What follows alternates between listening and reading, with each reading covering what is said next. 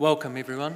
I think we'll look to kick off our first meeting of the Risk and Assurance Committee, and we'll start with our Deputy Mayor delivering a karakia to open the meeting. So thank you, Debbie. Tēnā koe, Mr Chair, o te rā tēnā tātou katoa. Tū tawa mai I runga, tū tawa mai I raro, tū tawa mai I roto, tū tawa mai I waho. Kia tau ai te Māori tū, te Māori ora, ki te katoa, haumi e, hui e, tā e ki e. Tēnā tātou. Thank you. So today, just a reminder to all councillors that the meeting is being recorded. The health and safety procedures in the unlikely event of an emergency are set up on the projector, so familiarise yourself with that. We do have some online participants today, so make sure that your cameras and microphones are muted unless you're addressing the meeting. We're using the voting devices, which I'm assuming are going to work pretty well. If you're online, please text any amendments to the committee administrators, and if you can state your name when addressing the committee, that would be helpful for members of the public if they are in attendance online. So just in terms of apologies for today's meeting, there are no apologies from committee members. We do have an apology for lateness from the Mayor and Councillor Harpeta, who will be attending later online, and we have Councillor Hancock attending online also. There haven't been any additional items for the agenda, and Councillor Finlay for early departure. Steve will just move the apology from the member. Okay. Could we move the apologies for lateness from the members? Thank you. I'll move that. Thank you, Councillor Naylor. All in favour? I need to vote.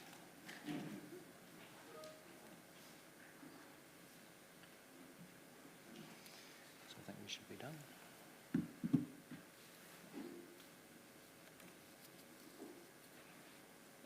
Yep, carried. All in favour. We've not been notified of any additional items today. As far as I'm aware, there are no declarations of interest and no public comment. We'll take the agenda items as they appear in the order that they are on the agenda. We've got a very full agenda today. We will be trying to wrap both components of this meeting up by midday. I certainly want full discussion, and I don't want to limit members' opportunity to question the officers or make comment. In terms of just some milestones through the meeting, we would aim to get through item 8 by around 10:40, where we take morning tea. You will note that we're just going to have one recommendation today for the health and safety items. That's, in my view, probably one of the most, or if not the most important item on the agenda. It's just that we are catching up on several previous reports on this agenda, so we'll just take it as one recommendation on the screen. And we would be looking to complete the public part of this meeting by around 11:20. So without further ado, we'll kick off, and I'd like to ask Ms Suma to come forward, our Business Assurance Manager, to present item 5, the Business Assurance Work Programme. Thank you, Ms Suma. We're in your hands.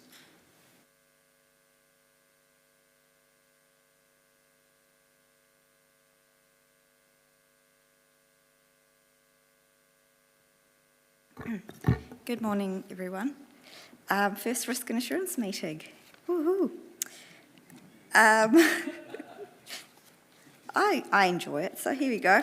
The first thing up we have, I guess, is the work program for my division in this organisation, and that is primarily here because it needs your approval and endorsement and buy-in, I guess. I will take the report as read because I have tried to include all the details that I thought might be necessary to help inform your decision today. But just at a high level, I guess the process that we did go through was we did interview key stakeholders, which includes yourselves, it includes ELT, and it includes the leadership team across council. And that did help inform quite a few of the elements, such as the issues that they might, staff or governance might be seeing, change factors, areas where you think maybe a review might be good. We did validate those concerns where we could through the process. We did also look at risks across the organisation. So we did try and cover each and every element in as much detail as we could. We have, I guess the proposal in front of you is one that I believe focuses on getting the basics right still, so we are still on that journey in the organisation. It's a massive organisation, so it does take time to get across everything. But that's where the internal audits that are being proposed are focused, is basic controls and ensuring that they are effective in providing the right mitigations that we hope from them. And I guess setting up the organisation for success. The quality assurance reviews that are proposed are a bit more on the value add side. So we are trying to maintain balance. You will note, though, all in all, the program is smaller than last time. We were focusing on 2 big reviews each quarter, but that was a little difficult to manage at times when we were trying to be flexible for changing environments as well. So this is a smaller program to allow that adaptability and flexibility, and to work within the resourcing that we have available. But otherwise, I'm happy to take any questions through you, Mr. Chair.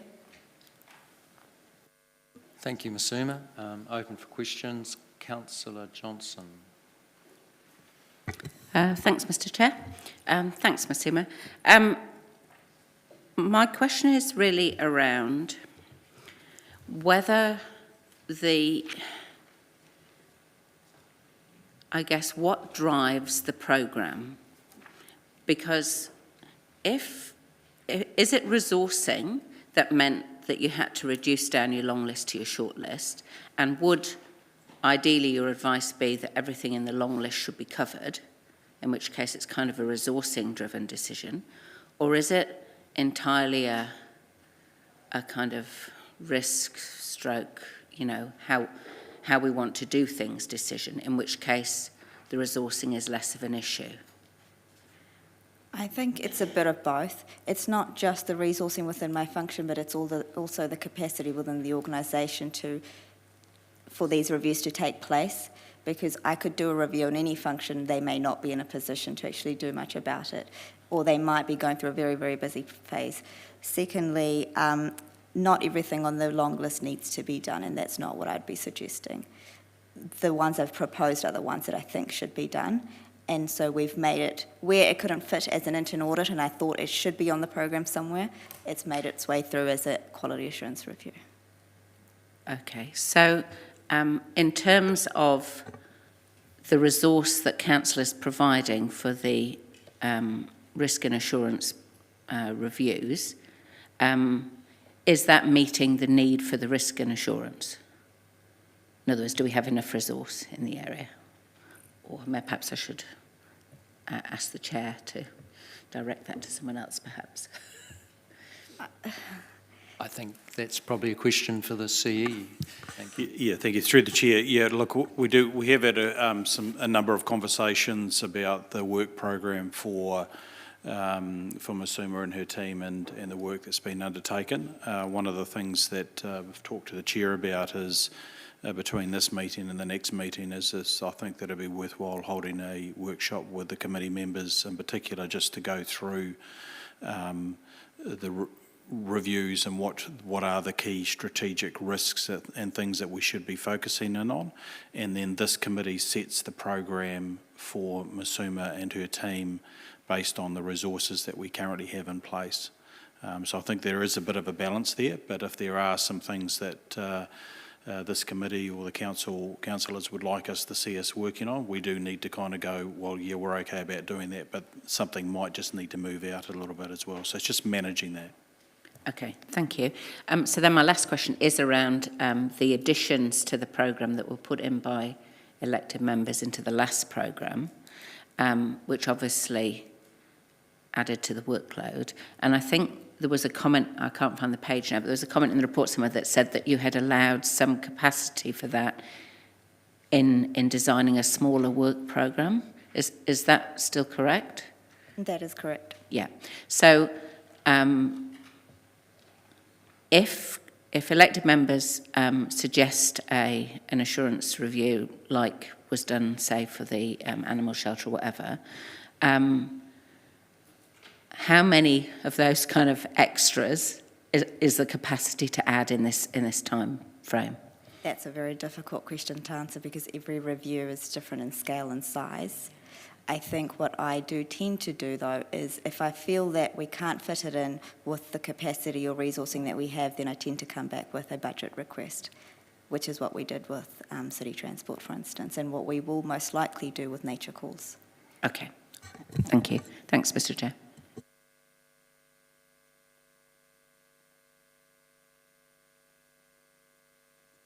Councillor Barrett.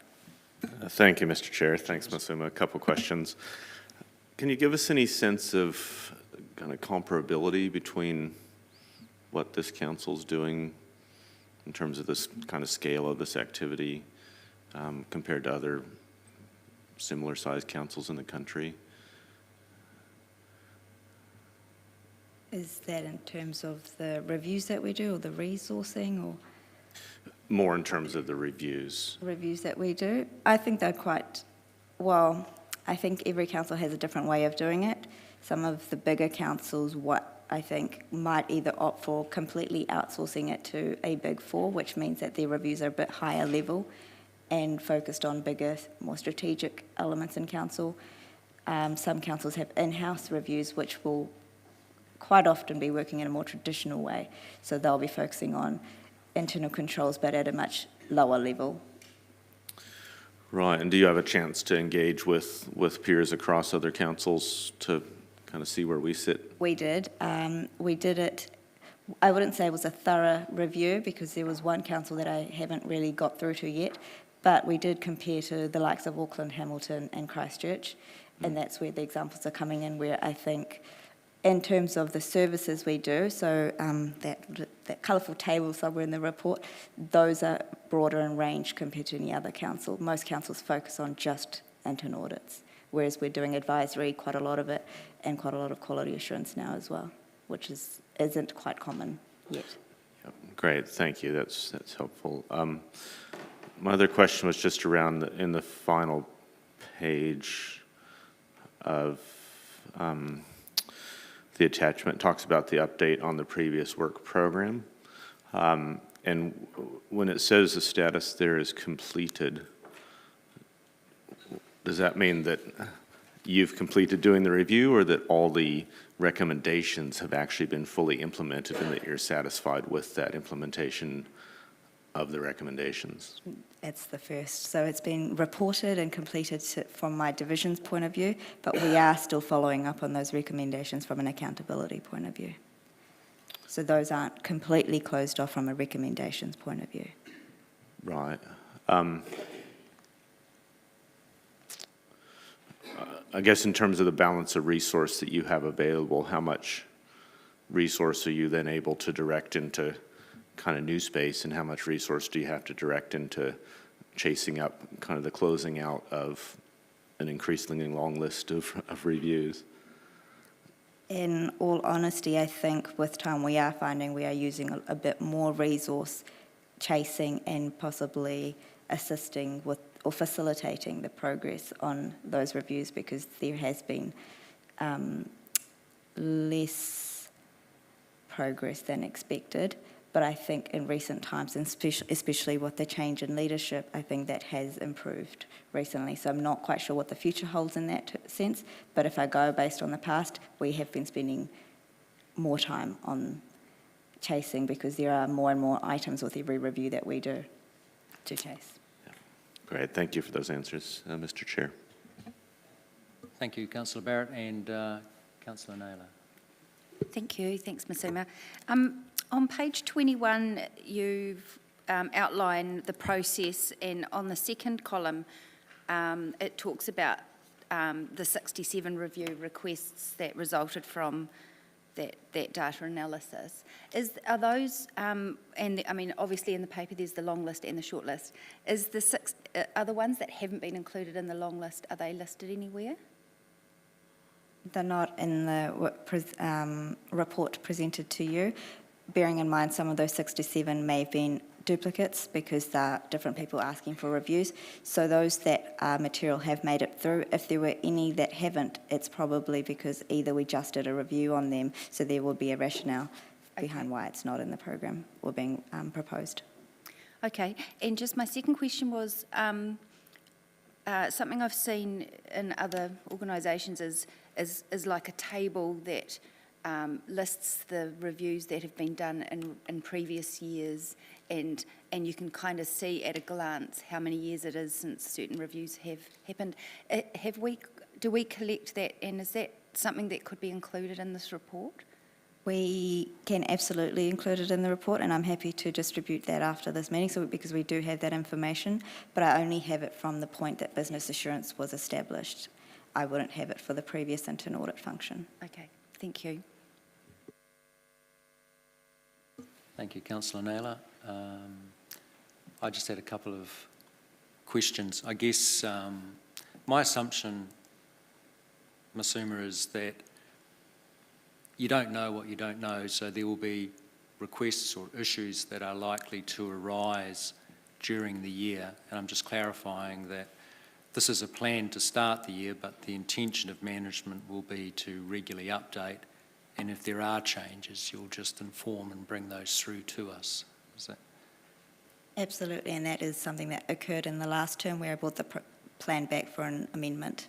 Okay, But thank it is supposed to be a live document that's reviewed every 6 months, but yes, it is supposed to come back with any changes if required from either side. Great, thank you. And perhaps my last question is for the CE. And I guess we can only do what's in front of us and what we can manage, and have enough flex to respond to urgent issues. But what was the toughest trade-off in your mind when you set down this work program?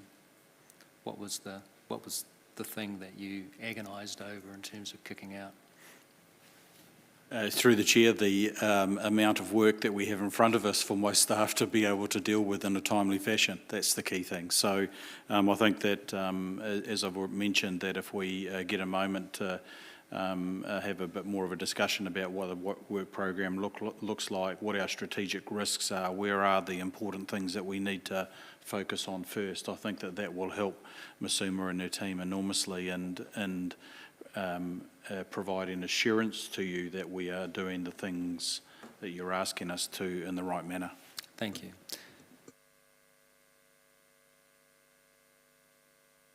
Thank you, Mr. Chair and Chamber. Good morning. Thank you for your report, Mr. I see the review of the CCTV policy and processes is set for October, December 24. Are these dates fixed, or can things be swapped around? Could that be brought forward, maybe? You're welcome to raise a resolution to, propose a resolution to fix the dates, absolutely. Right. Okay, thank you.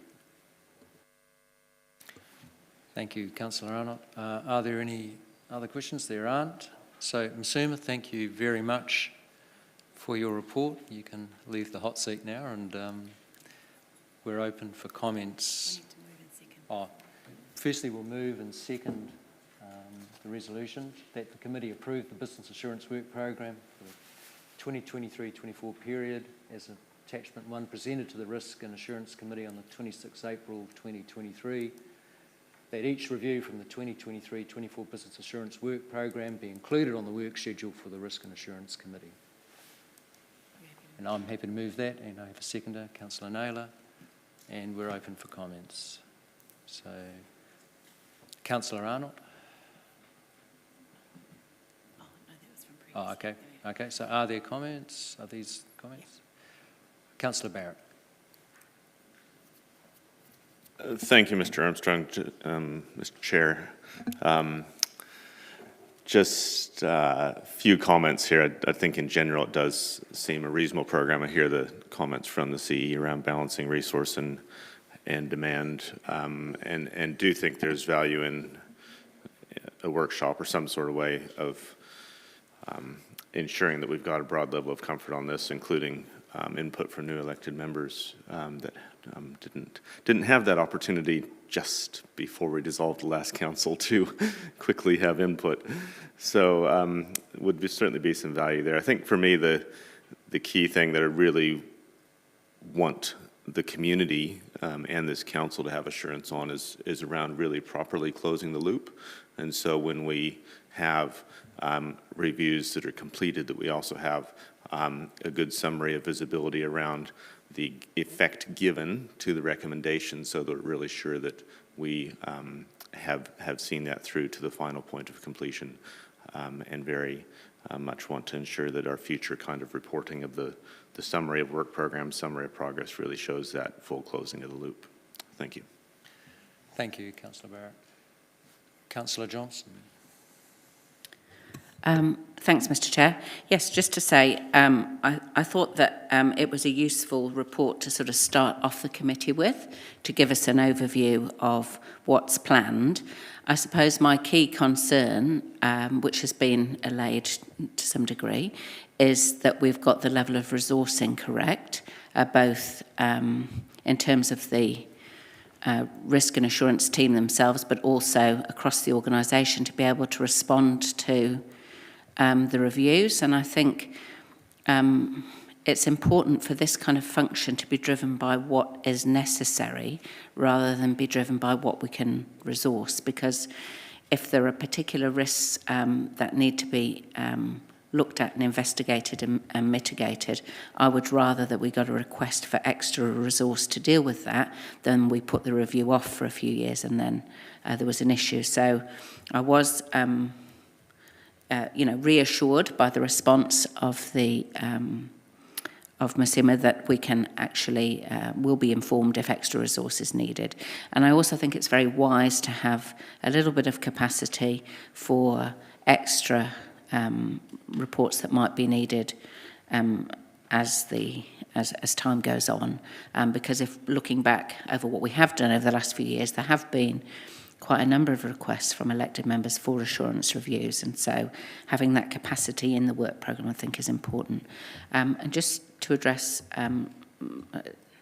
tangentially the comment that Councillor Barrett made about having full oversight, I think that's coming in later reports, and so there's a separate report that gives us the oversight of what's happening for the different reviews. So that's not something I think that is in this report. It's in the later report. So I think that is addressed, but not in this particular paper. Thank you. Thank you, Councillor Johnson. I'd just like to say that we're really thinking about a holistic system of internal control, and I'm heartened to hear that a workshop's planned to try and align how we think about risk, what role our own internal assurance processes have, and certainly how we monitor and close out and make sure that we're addressing the items that are a risk or causing concern or are opportunities to do things better on a very regular basis. So I think that's a good start, and this is our first committee meeting, and I'm sure that as we get a bit of traction and the rubber hits the road, we'll be able to work and make improvements through this process and join all these bits and pieces up in a very useful way. So thank you. So I guess we now put this resolution to the vote.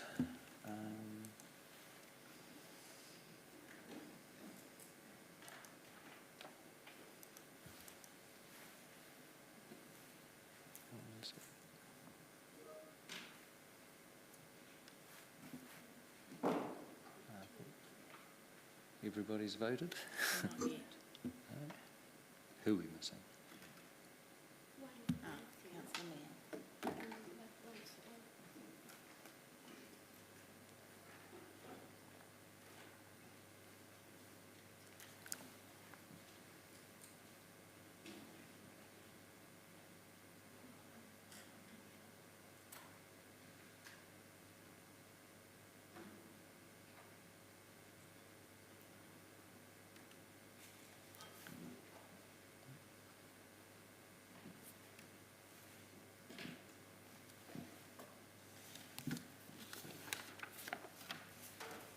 That's carried. Thank you. So now we'll move to agenda item 6 and call you back, Masuma, to deal with the quality assurance report. And I think we should have, is Councillor Harpeter online? Okay.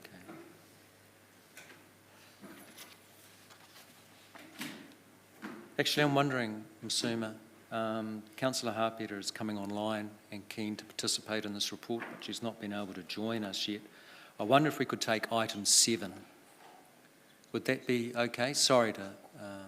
Jason is required for that report and he's just walked out a few Okay. minutes ago. In that case, let's stay with item 6 and we'll deal with it, and hopefully Councillor Harpeter can join us shortly.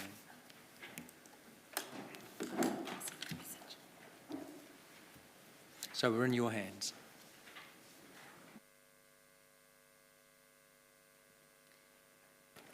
Ozone replacement is a project I guess most of you are quite familiar with, and it's been going on for a couple of years now.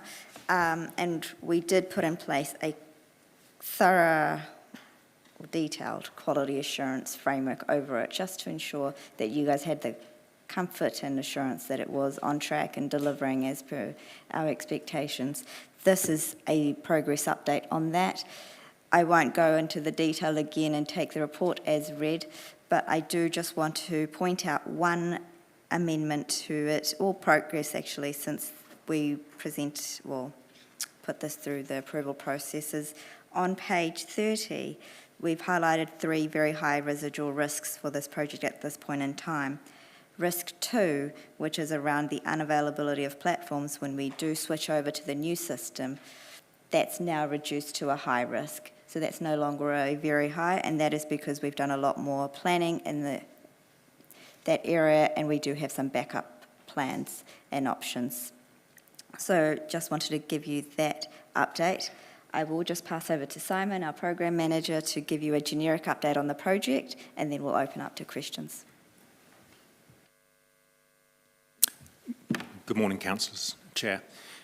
So from the report, the 2 key components that have been highlighted there is the document management side of things and also the integrations. So they're the 2 more complicated components of the project that we've been working with. From a document management perspective, we've been working with our supplier, Civica, to iron out the problems with the document management side of things, and those have been ironed out, and we are currently in final stages of testing the selected content management solution, which is the one that is supported by Civica. So that one is being resolved as we speak. The integrations, what we've been doing is working through the idiosyncrasies of how we interface between the different systems. For example, as you can imagine with LIMS, there's lots of different components that make up a LIM and lots of information sources. So we've been working through those and identifying what process components can be integrated, automated, and in some cases simplified. So that has been some further discovery in that area, and we would have preferred to have been further along in our integrations.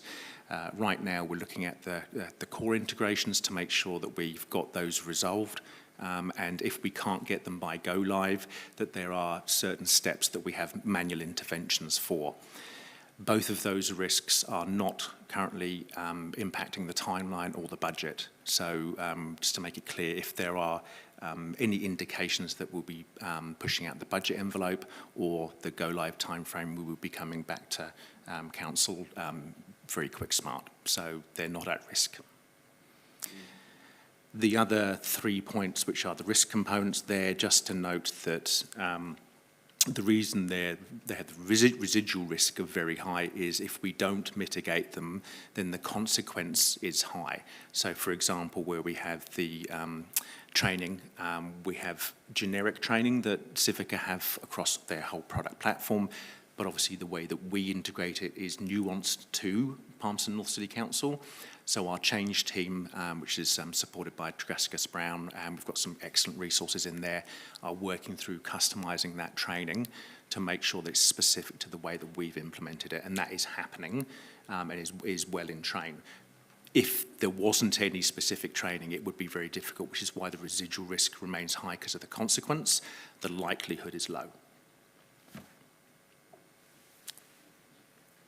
Thank you, Simon and Masuma. We'll open to questions now, and our first question is Councillor Johnson.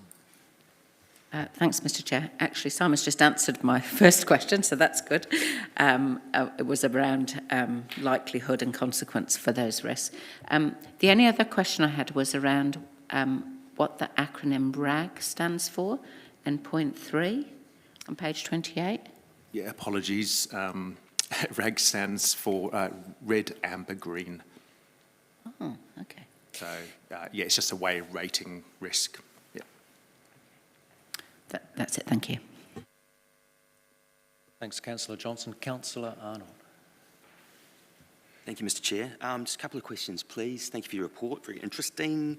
I noticed that 15 local government customers had Ozone. How many have the Civica platform that we're proposing to implement?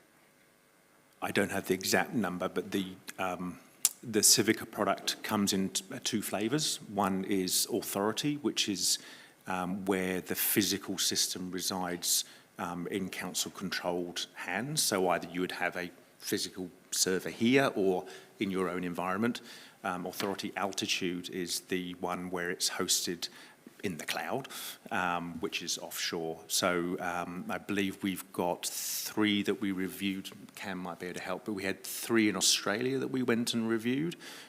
So yeah, there are existing councils. I'm not sure about New Zealand though. I don't have those numbers. Yeah, correct. So the Authority Altitude is basically the next stage of the Authority product platform, which is their cloud-based version. We did go and visit the 2 of the 3 that are up and running in Australia back in May last year. We are the first in New Zealand to go to the cloud-based version. However, the last version of the on-prem system, in which most of New Zealand is operating on, was to set up those councils on-prem to move to the cloud in the next version. So effectively, the product is in the last stage of its on-premise version, and future upgrades for councils in New Zealand will go to the cloud. Right.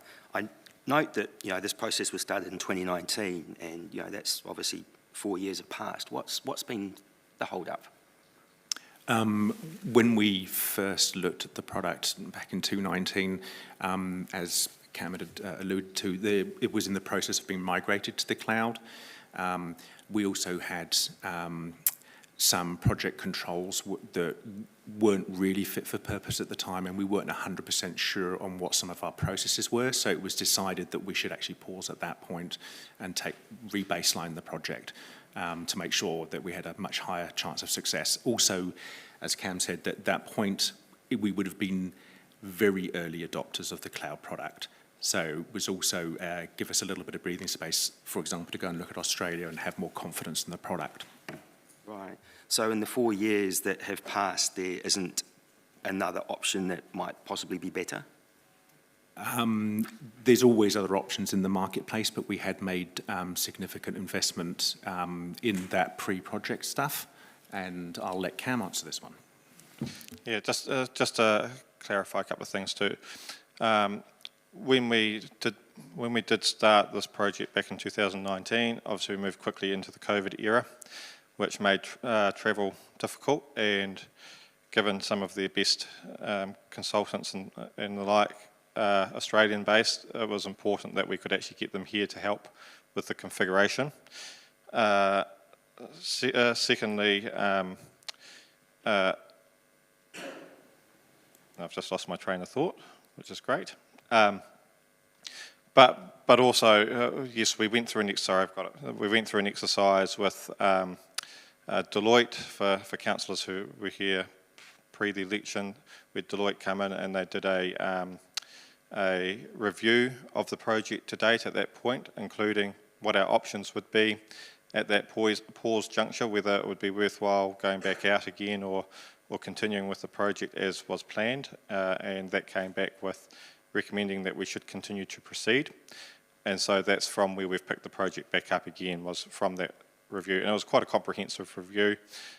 They continue to be a independent advisor to the project for any sort of touch point advice if there's anything that we might have concerns about. So that continuity's continued even today. Thank you. I note that there is quite a few different platforms around the country being used, and some, well, there's council up north which has just spent double $20 million what they were proposing to spend. What sort of assurances and guarantees do we have that this process won't put us in the same situation? We've got very tight budgetary controls on this, and we're currently tracking well to plan, and we're 2 months away from live, and as per the KPMG report, we've got really good tight project governance. There is no indication that there will be a budget blowout at all. Okay, thank you. Thank you, Councillor Arnott. Councillor Sabilin. Thank you, Mr. Chair, and thank you, Korua. I'm just looking at page 51 of our papers. That's page 19 of the KPMG report.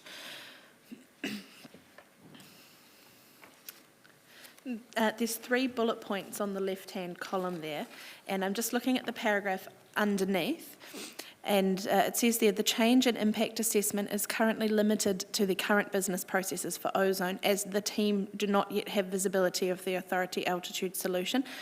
Can you clarify for me who the team is? Is this our project team, or is this a Tregaskis Brown team? That's our project team, and this is slightly out of date. We've run full business familiarisation sessions, so that statement isn't actually accurate. Yep.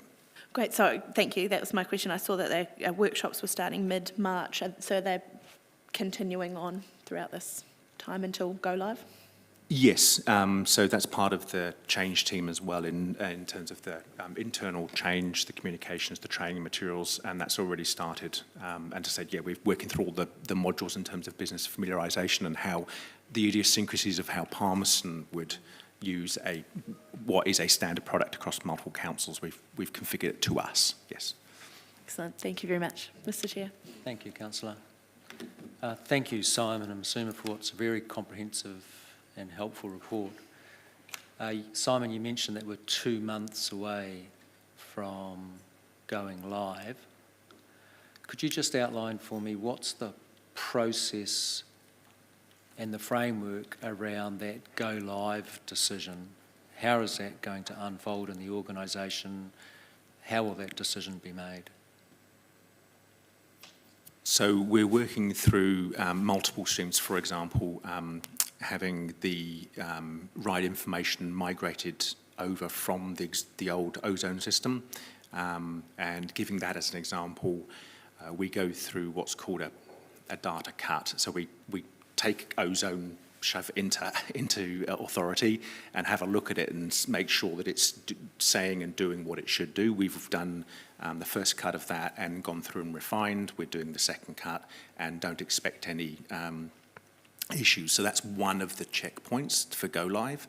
Organisational readiness, so this is where the change in communication plan comes into it, making sure that we've covered all key stakeholders, that we've got all the training material as per one of the risks have been produced. We've done all the familiarisation, all of the training. We've got a full testing plan. So they've all got checkpoints to say, have we completed this to standard? And then that will give us our go live tick to say yes. And all of those checks are going to plan at the moment. Okay, thank you. So there's a formal process and a decision point. Yes. Okay, thank you very much for that. Councillor Harpeter, your question? Thank you, Mr. Chair. Sorry for being late. Apologies from me. Just a couple of questions, and I'm sorry if this has been covered.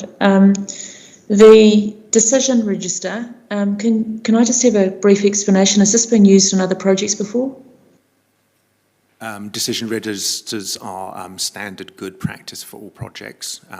So this particular decision register is specific to this project. And the benefits of that? Not quite sure about the question. So what are the benefits of having a decision register for this project? It's to record the decisions and the rationale for them. Okay. The issues register, what are the main issues in the issues register? The ones that are highlighted in the paper, so the 3 very high risks and the 2 that we've discussed, which is the integrations and the document management. Those are the ones that are significant enough that we need to report to council on them. Okay. Next question is the change management scope creep. So what is the scope creep for the project? What is slipping? That was about the training documentation.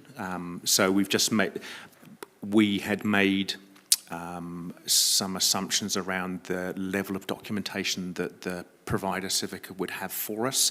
What we found is it's a little bit too generic, and we really need to refine those to make sure that it does pick up exactly how Palmerston have implemented the system. So scope creep is probably quite a harsh term. I would say it's fairly normal to have this sort of movement in a project. Okay. And the last one for me is a test plan. So have we seen a test plan? We could provide it to you if you want. It's quite detailed and probably boring for most councillors, I'd say. But yes, we have a test manager who's a professional in this area. So we have a very, very robust test plan, very detailed. But it goes with Councillor Zabellan's question about integrating it into normal practice for the organisation. So a test plan would be quite useful for councillors to be assured. Sorry, that's comment. We can certainly provide, I mean, I can provide you the key areas that are being tested. You probably don't want to see the full detail. It's very, very big. But yeah, we can give you some confidence around the high-level modules that are being tested. We can look to add something in the next update that we provide to councillors informally, if that's okay with you. Yeah, I think it goes to quality assurance, so thank you. Thank you, Mr. Chair. Thank you, Councillor Harpeter. Councillor Barrett. Thank you, Mr. Chair. Thank you both. This is coming up fairly rapidly in terms of the transition date. Could you just give us kind of a plain English summary of what's going to happen, say, at the last few days of June and the first few days of July, if we wanted to speak with members of the public just to help them understand? Yes, a part of the communications plan will be looking at any external stakeholders, the community that we need to engage with. In plain English, we're going to be taking the old system offline on the Thursday night onto the Friday, doing a whole lot of that final data cut cleanse that we've already pre-checked over the weekend. And then the Monday, Tuesday, we will be offline while we bring all the modules up and running. We have an intensive plan of all of the other council functions like front of house and all of that will keep running. So, for example, you can still take payments. It just means that they won't be reconciled in the financial system, but we've got that queued up, ready to be reconciled. So I can assure you doing some very intensive planning for that cutover period and who needs to be told what and if any services are delayed. Great, thank you, Mr. Chair. Thank you, Councillor Barrett. Councillor Arnott. Thank you, Mr. Chair, and sorry for jumping back in. Just one more quick question, a bit historical, I suppose. I understand totally why we're doing this. Did central government give us any, sort of point the 78 local authorities around the country towards what would be the best option for all the different councils to go for? Or is it just basically 78 of you go and reinvent the wheel yourselves? Through you, Mr. Chair. No, central government don't have an input into local government systems. I think there has been some talk around how that might occur, and that's been ongoing for some time, but no real action's progressed there. So no, it is largely left to councils to their own devices, and they go through a robust procurement process to decide on systems that fit their specific needs. And councils that are on this current system of ozone at the moment are pretty much all going through this process. Thank you. Thank you, Councillor Arnott. There are no more questions, so thank you very much, Masuma and Simon, for what's a very comprehensive report. I'd now like to move the recommendation, and thank you, Councillor Naylor, for seconding that. And the recommendation is that the committee receive the memorandum titled the Quality Assurance Report, Kotua Ozone Replacement Project, and its attachment presented on the 26th of April 2023. We'll throw that open for comment. Have no one in the queue, so Councillor Barrett. Well, I'll just say I did appreciate the report and feel a reasonable level of assurance in it. It's kind of like a brain transplant for an organization, and it's quite unnerving when you think about it at one level in terms of, you know, everything that we do, and so much of what touches the community happens through this. And so this is a must achieve, basically, in terms of getting it right. And I was really heartened to hear the amount of effort, especially in recent times, that has gone into the pre-testing that's necessary, thinking about the comms that's necessary, and the actual switchover process. So just want to acknowledge the clear work that the staff have been putting into getting us ready for the brain transplant. Thank you. Thank you, Councillor Barrett. I think that very on-point comments. High-risk project, enormously important. I'm comforted also with the level of review, the assurance process, and the findings of this discussion. So looking forward to seeing what happens in the next 2 months. Councillor Harpeta.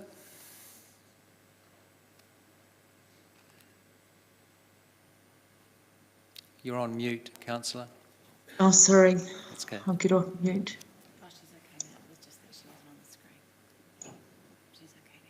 Am I off mute now? Yes, you are. Okay, sorry about that.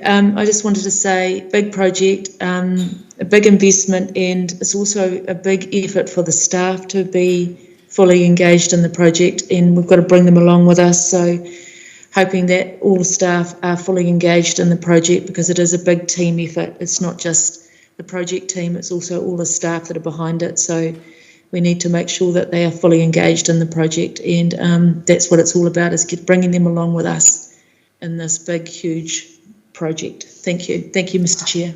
Thank you, Councillor. Right, I think we can now move to voting on the resolution.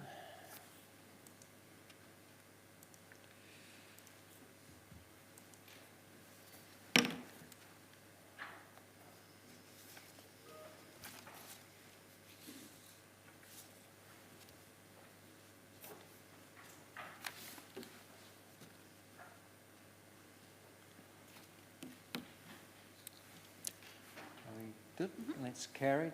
Thank you.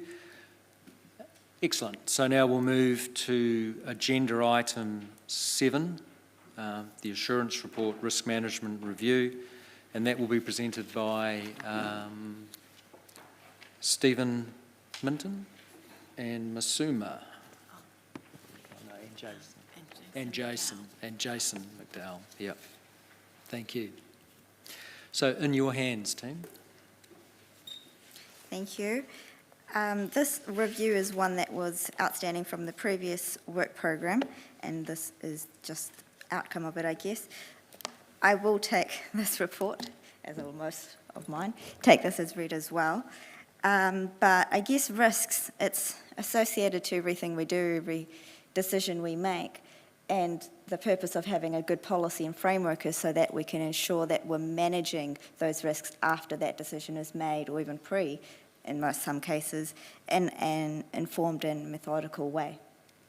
So that is what makes this review essential, because it affects every single person in this organisation, including those sitting in this chamber right now. As part of this review, we did look at our framework that we have in place. We compared it to ISO 31000, which is considered best practice for our organisation and industry, and we found that it was quite good, actually. We couldn't find any weaknesses.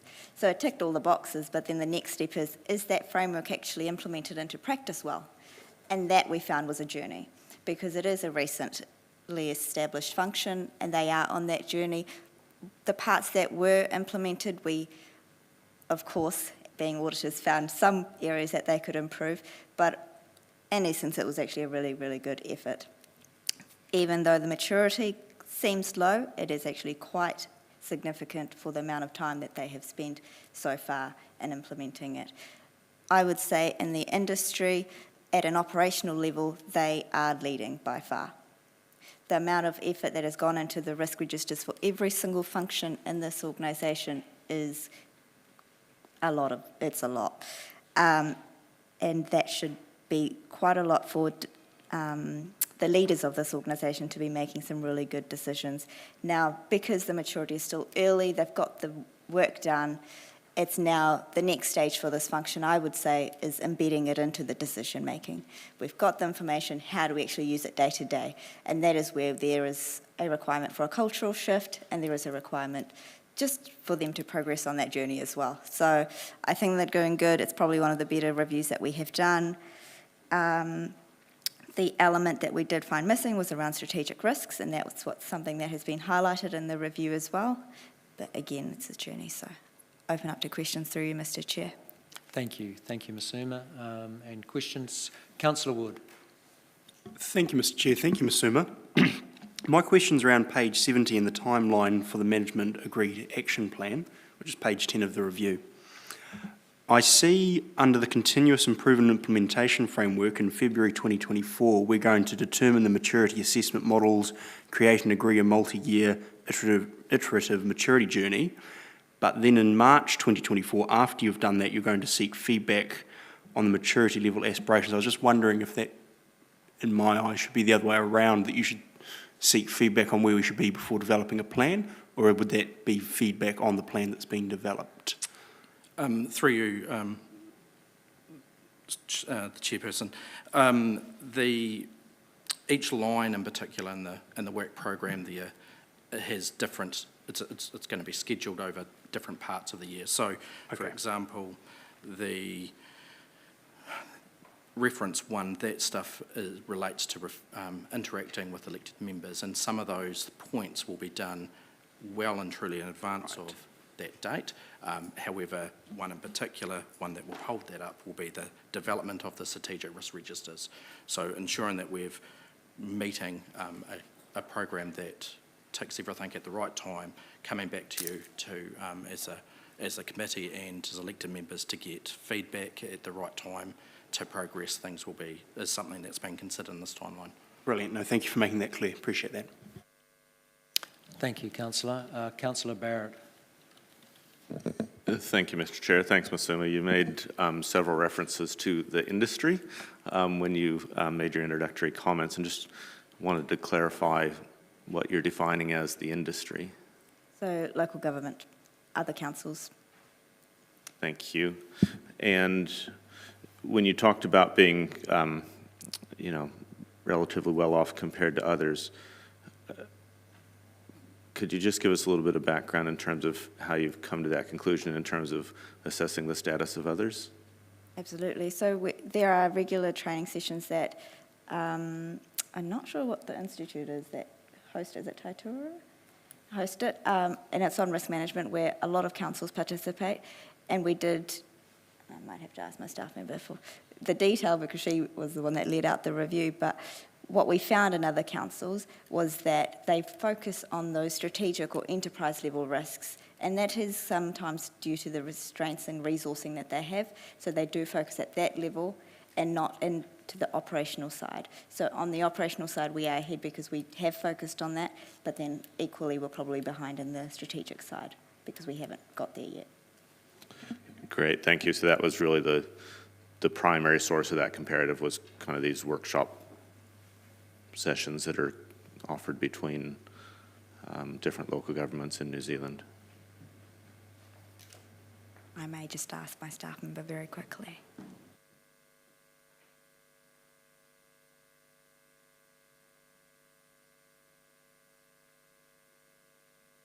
No, so in addition to that, we did look at the frameworks of some of these councils as well. Great, thank you, Mr. Chair. Thank you, Councillor. Councillor Hancock.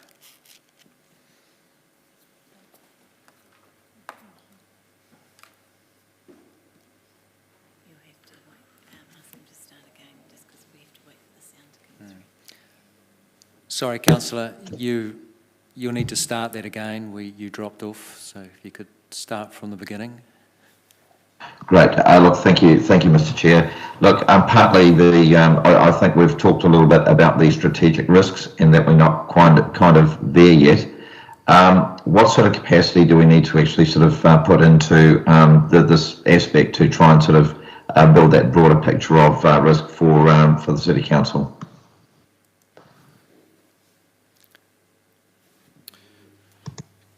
Thank you, Councillor. So part of the continuous improvement element in the work program, we believe, has outlined a lot of the key tasks that we'll be working through over the next number of months to get to that stage. There will be a review that's conducted with the senior leadership team, and in particular some of the risks that were identified a number of months ago. There's been some staff changes in that space, so having some new direction from our Chief Executive and what his views are on that as well will also feed into this space to then ensure that we can bring what we believe is the right risks to Council and seek endorsement from you for progressing forward. But in terms of resourcing, we believe that the plan that we have at this stage for those timelines is adequate. However, if Council's wanted things done in a more prompt sort of space, it'd be a discussion with the Chief Executive. Thank you, Jason. And the CE? Yeah, through the Chair, Councillor, we'll also just, as I mentioned earlier on, the workshop that we're potentially planning between this meeting and the next one, I think that we'll look to just trying to connect up these strategic risks with the enterprise stuff that the team have been working on. Thank you. Yeah, thanks, Mr. Chair. That's very helpful. Thank you. Thank you, Councillor. Councillor Zabelin? Thank you, Mr. Chair, and thank you, Councillor Hancock, because you've asked my question. But my second question, on page 68, referred to, we're currently using Microsoft Word and Excel as a platform for our risk management platform. Is there any capacity in Authority Altitude that you know of to incorporate that kind of platform? I don't believe there is. Great, thank you, Mr. Chair. Thank you, Councillor. Councillor Johnson. Thanks, Mr. Chair. I'm just, can you clarify for me what the difference between divisional and enterprise risk is? Because I had assumed, perhaps wrongly, that enterprise risk was operational risk, but it would appear that it's a bit more nuanced than that. So could someone just explain that to me? Stephen Minton, Risk Management Advisor, through the Chair. Divisional risks are the risks that are run at an operational level within the divisions, and they're sometimes colloquially called bottom-up approach. The enterprise risks, what could also be called top-down approach, are risks that sit across the organisation and across the divisions and are not defined solely by the division where the risks sit, but across often multiple divisions, and that's why we look at it that way, so that we capture both the top-down and the bottom-up approach to risk management. Okay, thank you. That's very helpful. In the report, there's a target of 43 for the maturity level. How have we arrived at that particular target? I might take you to page 72, because that might help me explain how we got there. Essentially, this is a framework that we have used for this maturity in this report. The target is what, from an internal auditing perspective, we've recommended. So that's not necessarily what management may go ahead with, or they may, but that was where, from an independent point of view, we thought would be the appropriate level of maturity for each of those sections for this organisation.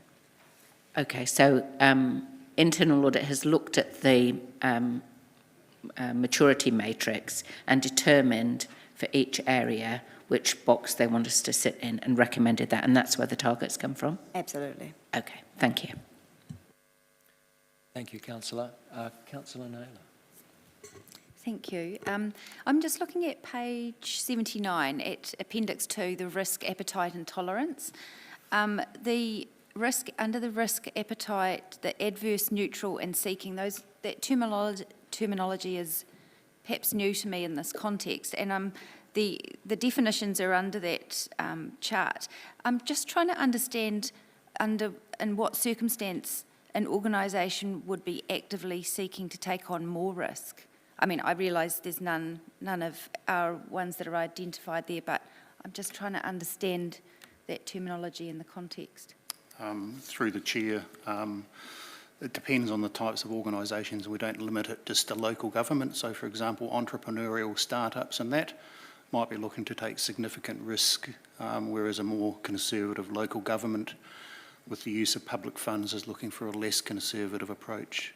That's generally how we categorise the types of industries that take the degree of risk. So it's not limited just to local government, it's across society and the types of companies that we see. Okay, thank you. Thank you, Councillor Naylor. There are no further questions, so thank you all for all the good work in this area and for a very comprehensive report. I'll now move... sorry. We have one extra question on this. Councillor Harpeter, are you there? Sorry, just give her a minute while I transfer it over. Yeah.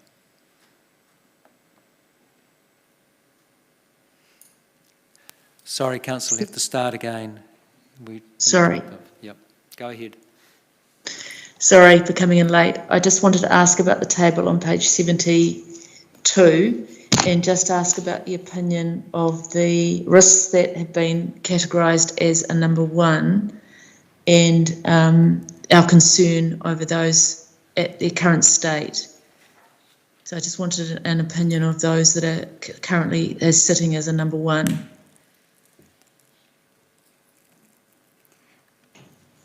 I think there are a few there that are number 1s.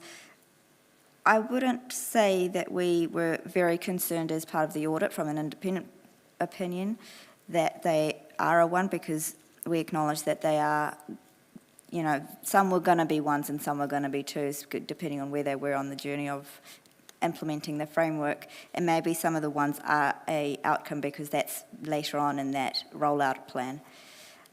None of them I wouldn't be losing sleep over any of them. Okay. So there's nothing to die in a ditch over? Not in my opinion. Okay. Thank you very much. Thank you, Mr. Chair, for that question. Thank you. Thank you, team. So now I'll move the resolution. I have a seconder. Thank you, Councillor Naylor.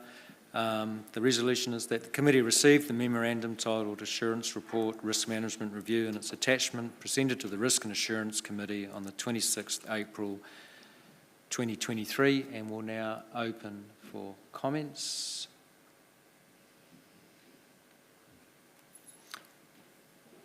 There are no comments. Oh, Councillor Johnson, thank you. Thank you. Sorry, I wasn't quite quick enough. Just to say that I found that this was a really useful report for giving us an overview of sort of how well we're doing, but also some aspiration as to where we want to move to. I assume that this type of report will come to us regularly so that we can gauge how we're progressing. But I think it's a very useful, again, sort of high-level overview of where we're sitting.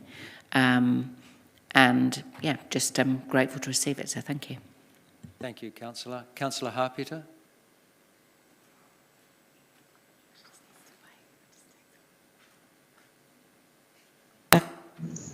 '72 is really, really good. Sorry, It gives us Councillor, you dropped off just the first few seconds, so if you could go back to the start. Okay, sorry. Yeah. I think the chart on, I think this is a very useful report, and I think that the chart on page 72 is very, very useful and gives us a very good indication of where we are at the moment and where we can be a target for going forward. And I just think it's a really good benchmark for going forward in terms of our risks for the organisation, and very good work from this team. So thank you very much for all the hard work that's been put into it to date. Thank you, Mr. Chair. Thank you, Councillor. I also believe this is a great report. I take a lot of comfort from the fact that we've got a good foundation in place to think about, debate and discuss risk from the bottom up in the organisation. My observation is that a number of the questions that have been addressed to the management today are about what's next and how do we close out that element of governance and high-level strategic enterprise-wide risk and marry the process up. As I commented earlier, it's part of the overall control framework for the business that we've been chatting about today. So looking very forward to the workshop that the CE is planning and has commented on earlier in the meeting. So I think thank you to the management team for the good work in this space. It's excellent.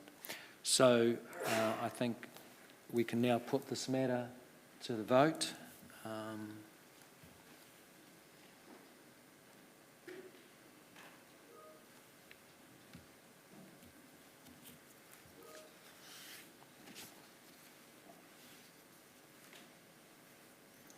It's carried. Excellent. Okay. We'll now move to the Business Assurance Accountability Report, which is agenda item 8, and we have Masuma earning her stripes today, back in the hot seat.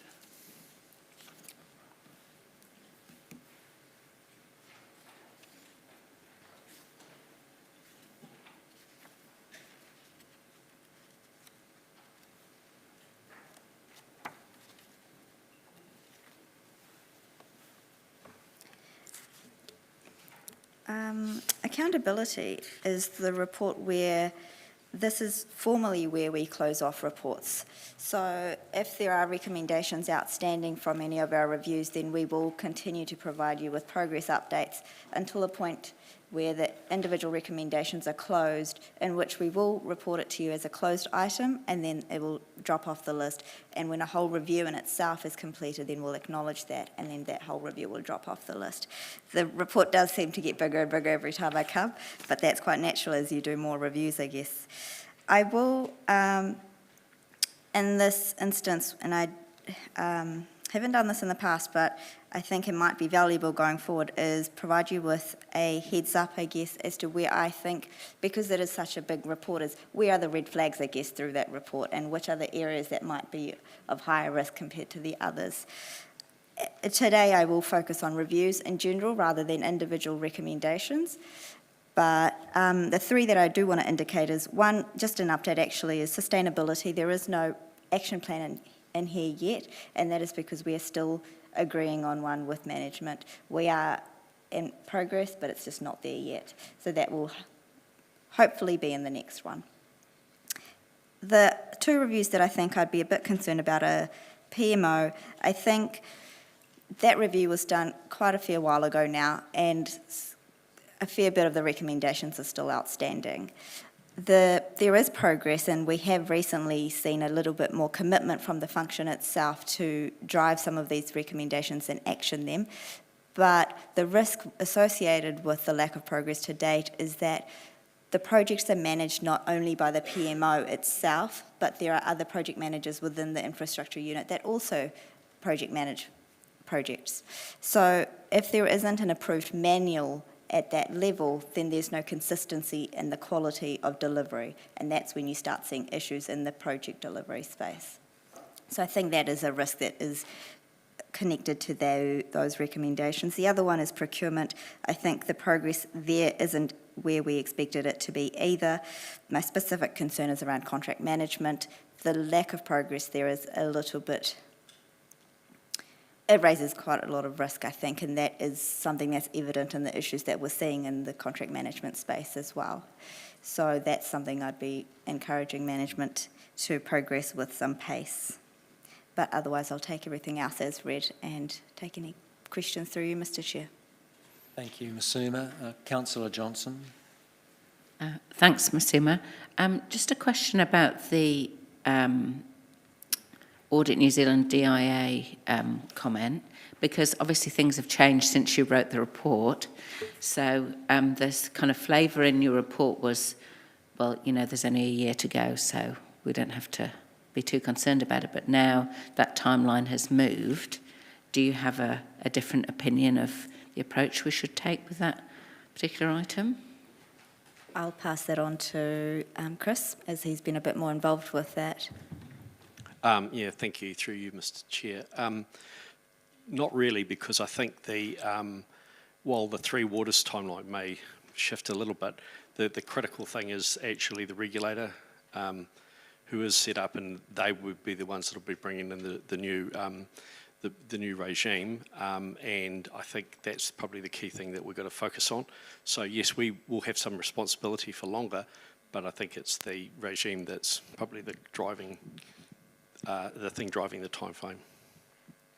I think another, if I can add to that, is that we are expecting the next, well, actually it's not the next, we're expecting last year's management letter to come through from Audit NZ any time now. So when that does come through, it will warrant a conversation with Audit NZ and see where they're at with it as well, and if their expectations have changed. Because if they have, then at least we can come to some form of agreement around what we should be doing in the future. I'm still not very clear from the answers whether this is only going to be an issue for 1 more year, or if it is actually going to be an issue for 3 more years. This will continue to be an issue until we form some kind of agreement with Audit NZ, or DIA does at least. Right, okay. Thank you. Thank you, Councillor. Councillor Harpeta. Thanks, Mr. Chair. Can you hear me? Yes, we can. Thank you. Okay. It's just a question, Ms. Suma, around contract management. I did hear you say that it was just an issue with the delay of getting information. Could you just expand on what that is? No, that's not quite what I said, and you may get confused with something else maybe, but contract management space, I think there's been not a lot of progress. There's no framework as such yet. So how can we help you to get that sped up so that we can get a proper review on contract management? How can we help you? I'll pass that over to the Chief Executive. Through the Chair, you've just asked me that question, so I'll follow it up. It's me following that up, Councillor. Yep. Okay, thank you. Thank you, Councillor. Councillor Denison. Thank you, Chair. Just on page 89, which is covering the updated table, on the procurement, those first two things seem pretty fundamental to me around the conflict of interest declaration forms are completed and that those involved in the procurement are aware of the different types of conflicts of interest. Am I understanding that that's one of the ones that are in progress but not completed yet?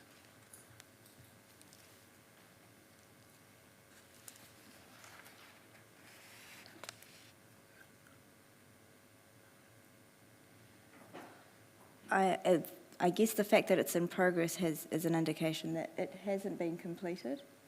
No, the staff member's telling me it's not been completed. So, and yet this was pending from the 30th of June 2022, as in the management comments.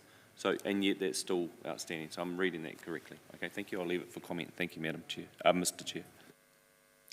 Perhaps, just to perhaps follow up for you, Councillor, as well, just to provide some clarity around that. Some of these reviews just talk about ensuring that appropriate forms or documentation is in place, but I have confidence that our staff that are working on contracts or procuring work on behalf of council are making the appropriate declarations and removing themselves if and when they need to. Thank you, Councillor Dennison. If there are no further questions, and there appear not to be, I'd like to move the recommendation, and I'll seek a seconder, which is Councillor Naylor. Thank you, Councillor Naylor. That the committee received the memorandum titled Business Assurance Accountability Report and its attachment presented to the Risk and Assurance Committee on the 26th April 2023.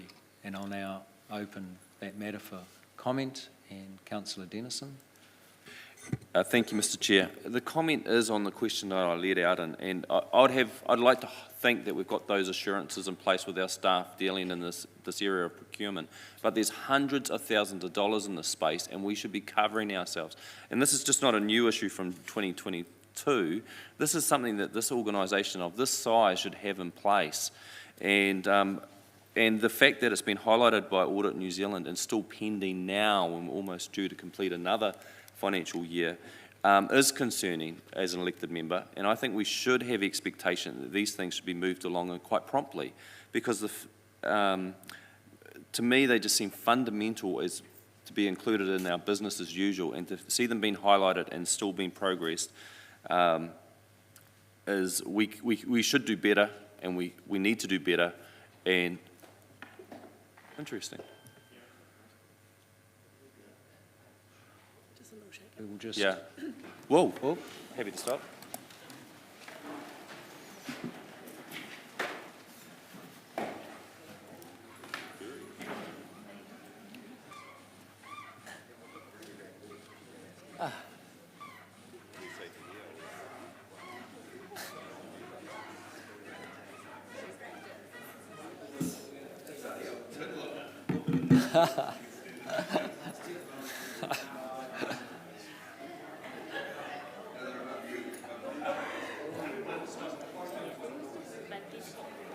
Okay. I think we should resume. Thank you. I think drama is now past and we could resume.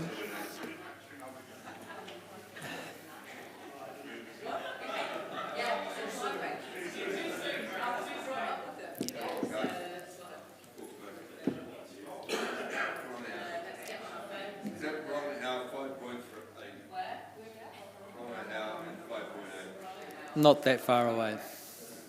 Not that far away. Right, thank you. Thank you, everyone. Councillor Dennison. And that actually did conclude my comment. Thank you, Mr. Chair. I just wanted to put that little tagline on the end of it. Added an exclamation mark to your point, no doubt. Okay, thank you. Councillor Barrett. Thank you, Mr. Chair, and hopefully no more points of emphasis brought to us by God. Just wanted to thank officers for the report, acknowledge that it is a little bit, I guess, concerning in some ways, that we've got kind of 18 pages of, things, and that some of them, inevitably do end up lagging, and, would hope that we as an organization are putting, sufficient priority around actually driving things through and as indicated earlier, closing the loop. And just to pick up the conversation with Councillor Johnson from earlier, yes, well aware that we have a comprehensive report here. The point that I was trying to make, and perhaps too clumsily for some, was that when we're laying out our plan, I think it would be quite useful to have a level of visibility around the significant residual effort that is required from the group laying out that plan to not only complete the review, but complete the implementation of.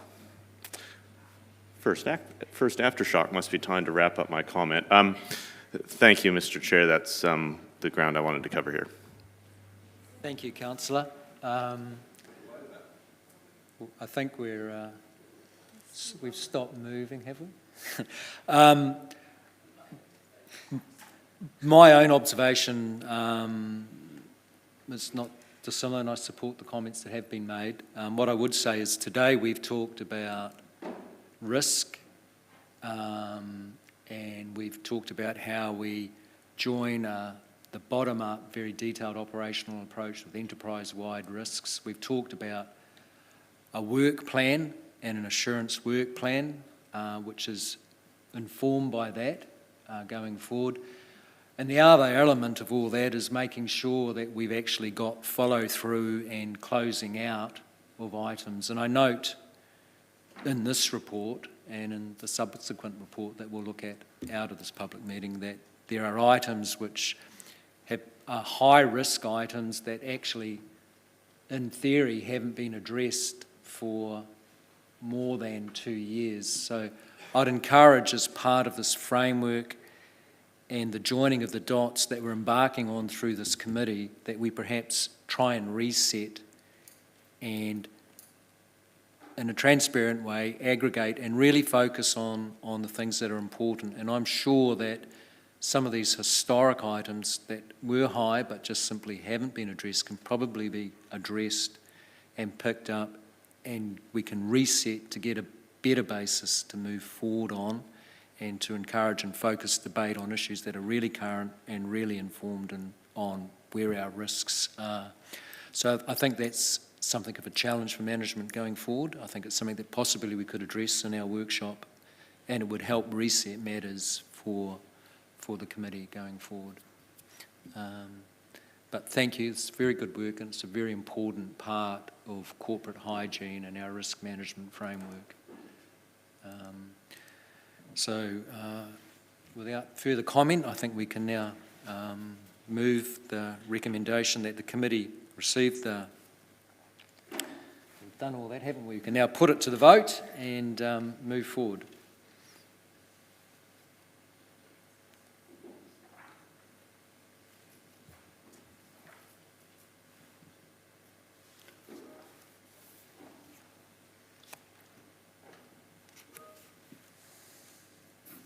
I think that's carried.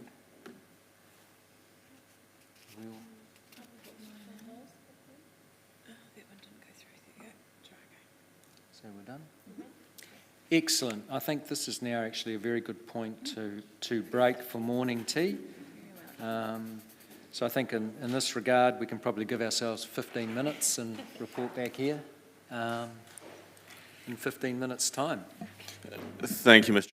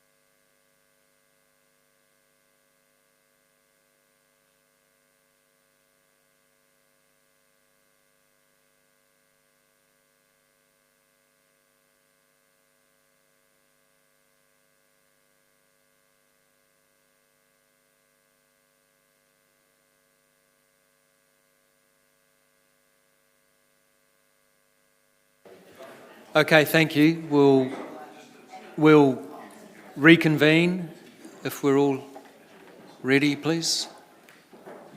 So that brings us now to items 9, 10 and 11 on the agenda. And just a reminder that we will be dealing with these reports via one resolution on the screen. I certainly don't want to limit any inquiry or discussion on these matters because health and safety is probably the most important thing that we think about as a committee, but noting that some of these reports are a catch-up and old news. Focus your questions on the most recent one, unless there's a burning cross or a critical issue that you want to inquire about of the management team. So Danelle, thank you. Welcome. And welcome your first time to the table. Probably feeling a little bit like me as well. So we're in your good hands. Kia ora koutou, ka mihi nui kia koutou, I tēnei ata. I will take all three as being read. Just a few things in there. I'd like to apologise on behalf of our Health and Safety Manager, Selwyn, who for some reason, when I ticked approve annual leave, I didn't realise it clashed with this day. So he's tropical sunning over in the beautiful Rarotonga while I get to do this. So just a few notes. Our health and safety team is starting to really embed. So they've all kind of been here less than 18 months. So they're starting to get their feet really on the ground and get embedded across the organisation. I think that's reflected in some of the outputs that you would have seen through the reports. And one of the things also that there isn't in here was around our frontline safety charter, so that has now been put in place. It was launched at our Leaders Forum this month, which was fantastic, because you'll see that all through the reports, the number of incidences that were related around our people, around people in our community. So I think we've addressed that really well, and the team are working with all of our units to develop safety plans. So other than that, I am open for kōrero. Councillor Johnson. Thanks, Mr. Chair. I've got three questions. The first one is, why have the health and safety reports been delayed so that they're all presented to this committee meeting, instead of us dealing with them perhaps through the council meeting or some other meeting? Because, I mean, I'm trying to strain to comment, but it seems to me that it would have been more useful to have received them at the time rather than, some of this data is 9 months old now. I would agree with you, and I would like to work on how we do things a little bit differently in this space in terms of giving the best value of what we're reporting on and what you want to see and how often we'd like to see that reporting. Okay. Question about turnover. So staff turnover is still very high. And I note there's a comment in one of the reports about year one being a particularly even higher turnover for staff in the first year. What are we doing differently to try and address turnover issues to reduce it down from the 20% average? Yeah, so it is a bit higher than the national average. So the national average at the moment is sitting around 18.5%, so we are a bit higher. You might have noticed in the business assurance program of work that Masuma presented on that we have got, starting in July, we're doing a full review on HR support processes basically, and we're going to be looking at the moment we're scoping and we're looking at all aspects of recruitment, onboarding, induction, and so covering that whole suite.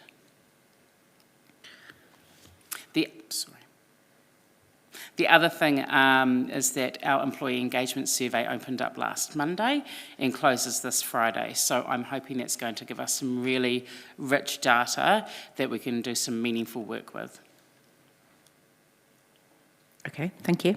And then third question is just around what seems to be a trend in incidents occurring between customer-facing members of staff and members of the public, and whether any work has been done on any kind of analysis of, I guess, why it's happening, means of preventing it other than, training staff in de-escalation, which I've seen it is happening. But, I mean, it's clearly an emerging trend, and I'd be interested in any insights that you have or intend to try and gain. Yeah, absolutely. It's of course a concern. It would be a concern for anybody. Our customer team at the moment is developing a customer charter. So we're looking at what does that mean for our people when we're front-facing, what does it mean for our people when they're coming into our workplaces, and what are kind of those behaviours that we want to see from the public when they're in those spaces. It's definitely an area that our health and safety team are very passionate about working with our people to reduce those number of incidences. I think that there's a lot of drivers to that behaviour, and it's really hard for us to really have much control over a lot of those drivers of behaviour. Unfortunately, our job really is to look at more what can we do with our people when they are experiencing that behaviour. Do you have any idea of whether or not other councils are experiencing similar increase in, I guess, aggression from members of the public towards staff? Yeah, I believe there is. I don't have any particular statistical information for you on that, but I believe there is an increase across the board. Okay, thank you. Thanks, Mr. Chair. Thank you, Councillor. Councillor Wood. Thank you, Mr. Chair. Just two questions. Firstly, when I see reports like this that rely on self-reporting of incidents, it always makes me ask, what is our self-reporting like? So I just wanted to see, in your opinion, do you believe we have a good culture of self-reporting, or are there incidents going unreported that aren't reflected in this report? We have a tool, an app that we call People Safe that everyone has on their work phones and desktops, so that enables people to report.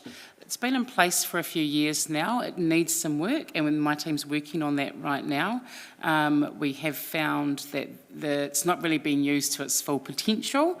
And it has been set up with some very clunky background pieces to it. So I think the better we get that, and then we train our people on how to use it more effectively, then I think we are going to see better reporting. Great, thank you. And my second question is hopefully a simple one.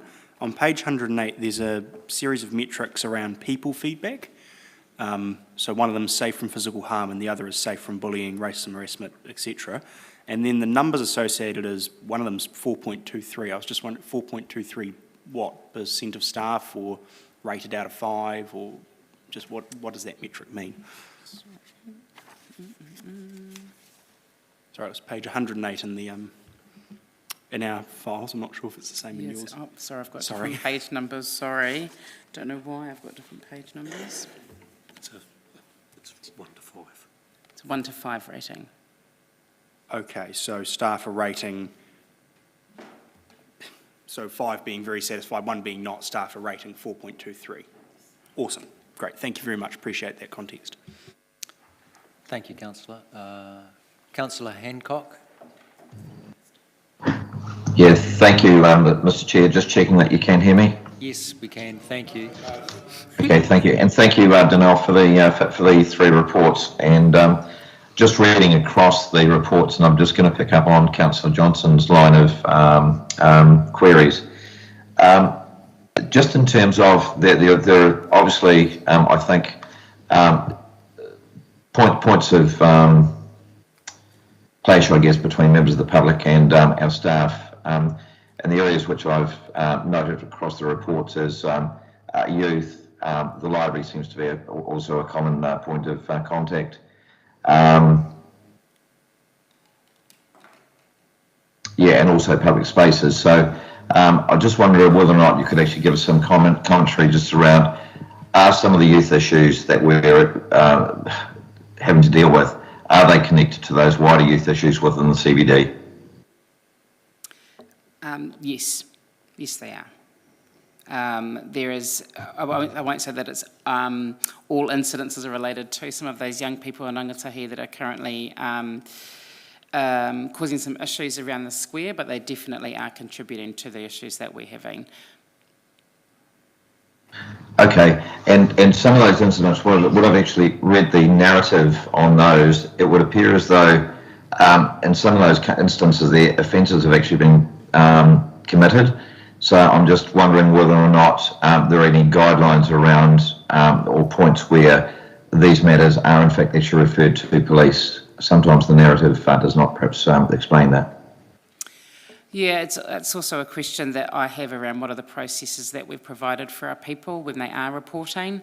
And I think that in the work that the health and safety team are doing is looking exactly what are those procedural things that our people need to be aware of. Do we have an understanding of perhaps the number of incidents where we should have referred those to the police? In terms of underreporting, do we understand the quantum of that? I couldn't give you a figure off the top of my head, but I can go back and get that for you. That'd be very helpful, thank you. And my second sort of line of questioning really is just around sort of the level of sick leave being taken by staff. That's increased, and I guess some of that I think has been put down to COVID. But are there other factors at play here? I don't think there's anything out of the norm, or what I would consider out of the norm. I definitely think we're paying a bit more attention to when people are unwell in the workplace and encouraging people to go home and to remove themselves from doing work and actually resting and recovering, because well-being is really important. And I think what the hybrid working has shown us that we tend to get sick and then go home but still work. But actually what we're trying to do is encourage our people to rest and recover so that they can come back 100%. Okay, great. Thanks, Danelle. Thanks, Mr. Chair. Thank you, Councillor Hancock. Councillor Naylor. Thank you. Thanks, Dana. I'm just wondering, on page 139, where it outlines the turnover, which has already been mentioned, under the comment section, it highlights that there's more people leaving who have been here for a short period of time, under 12 months or 2 to 4 years service. I'm just wondering, are exit interviews highlighting any reasons for that, particularly in that group of people who've only worked here for a short time? I think going back to the point around the business assurance piece, around the review and around our HR support processes, exit surveys will be part of that scoping. I think we've been quite inconsistent with how those are run and how those are managed, and I believe there would be a lot of information there that we could use, but we're not collecting and collating them in a way that we should be. Okay, I'm pleased to, thank you. Okay, thank you, Councillor Naylor. Councillor Barrett. Thanks, Mr. Chair. Thanks, Danelle. A couple of questions. I'd be interested in your perspective around our well-being offerings as an organisation in terms of, I guess, quantity and quality. Look, I think as an organisation, I think we provide a lot of really good stuff in the wellbeing space, and we've got some staff that are really committed and passionate about that. I think the area of work that I've asked my team to work up a bit better is how do we make sure that all of our people know how to access that wellbeing support, and what does it look like, and how do they do that? So that I think that's the piece of work that's missing. But in terms of our offerings, I think we're pretty good. Great, thank you. In terms of how we measure, it's a difficult thing to quantify, but I guess in terms of how we reflect and measure well-being, any comments there in terms of kind of what we see coming through in these reports, other things that we might be able to be keeping an eye on?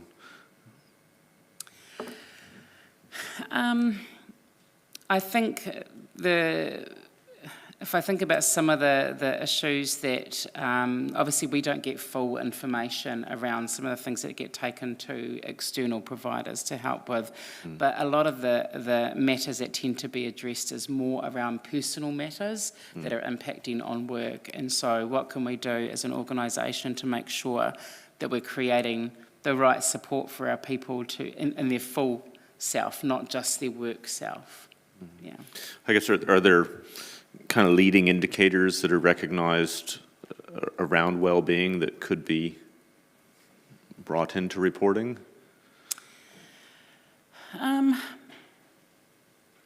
Research would tell us that some of those leading indicators are around performance in the workplace, around days in and out of the workplace, engagement, hence the engagement survey is really important for us. That is stuff that I definitely think are leading indicators of well-being, along with those that are accessing those supports. Cool, thank you.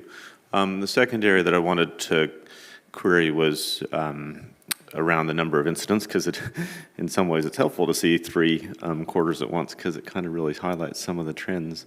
I was interested in the level of challenge that we have in terms of delivery of parking services, and kind of how many of those incidents with members of the public are in that space, and whether in your view or in perhaps other members of the management team's view, kind of how far we accept that level of abuse before we kind of look to see if there's ways that we could deliver those same services with potentially less people having to wander around on the street, perhaps bringing more technology into that space to help get some people out of harm's way. Yeah, absolutely. It's not something that in the short time that I've been here that we've looked into, but I definitely don't think it would be off the table to look into. Great. Thank you, Mr. Chair. Thank you, Councillor. Councillor Arnold. Thank you, Mr. Chair. I also am quite shocked at the quarterly dashboard health and safety report, to be honest. Along the same lines as Councillor Hancock, where staff have been physically, pushed and fallen, and another one being punched in the side of the head, has there been police action with those sort of violent offending? There has? Yes. Excellent. Yes. And I've recently had dealings with somebody at Papiaroa Place who has also had some issues with another tenant, and that tenant was shifted away from their unit. Is there a strike policy with the Council Social Housing to let people know that, hey, this isn't acceptable, and if it continues, then, you might lose your housing? Is that Council policy? I might have to ask Chris or Bryce on that one. Perhaps I'll have a go at answering that one to start off with. Thanks, chaps. It's something that we would have to be treated very carefully into putting anything along those lines into a policy situation. I think that sometimes in that as well is that we're aware of some of the social issues and things that are actually going on, particularly in the square at the moment, and that as well, and addressing matters that are in front of us on a case-by-case basis. We do have some other mechanisms, and we have used this in the past where we've, trespassed people from our facilities and the like in that as well. But I would suggest that we do need to just be a little bit careful about creating policies around some of these matters where it's perhaps as individuals that are causing us problems rather than wider groups. If that's where you're heading, and apologies if you weren't. No, I totally understand. I just like to, make sure that residents in our facilities do feel safe, and I think that's very important. And yes, there is a lot of antisocial behaviour these days. Thank you. Thank you, Councillor. Councillor Dennison. Thank you, Mr. Chair. In regards to the gym usage, can I understand if we've got records of the average weekly use, if that's fewer users using it multiple times during the week? I just want to understand the average people using it? I understand that some people might be using it 3 or 4 times a week, so I'm just working out division calculations of what you're giving us. Can you comment on any of that? And equally, rationale that that's due, the decrease was due to the CAB refreshment project. I just wanted to understand how you made that correlation.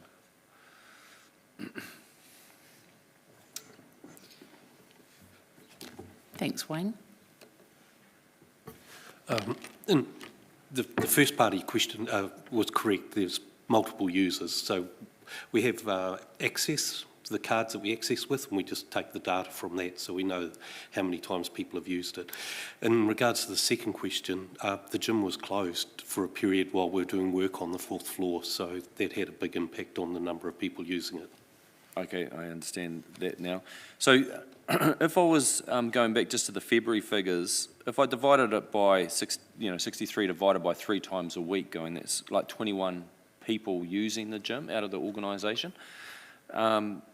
Perhaps offline, can you give me the actual average of how many, or the total of how many people are actually using the gym? Can you provide that offline? Yeah. Thank you. Thank you, Councillor. Councillor Harpeta.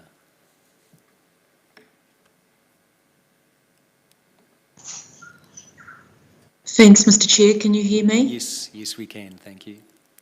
Okay. Thanks, Danielle. My question is around talent and attracting talent to the organisation. What strategies have you got in place to attract talent to the organisation? At the moment, we are working on a... Sorry. That's all right.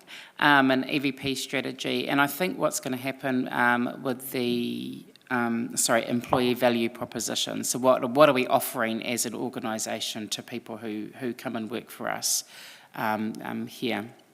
And I'm hoping that when we look at our recruitment piece through the internal audit, we'll be able to pick up some things that we may have missed as well. We don't have a recruitment strategy, and that is something that I absolutely am hoping that we'll put in place.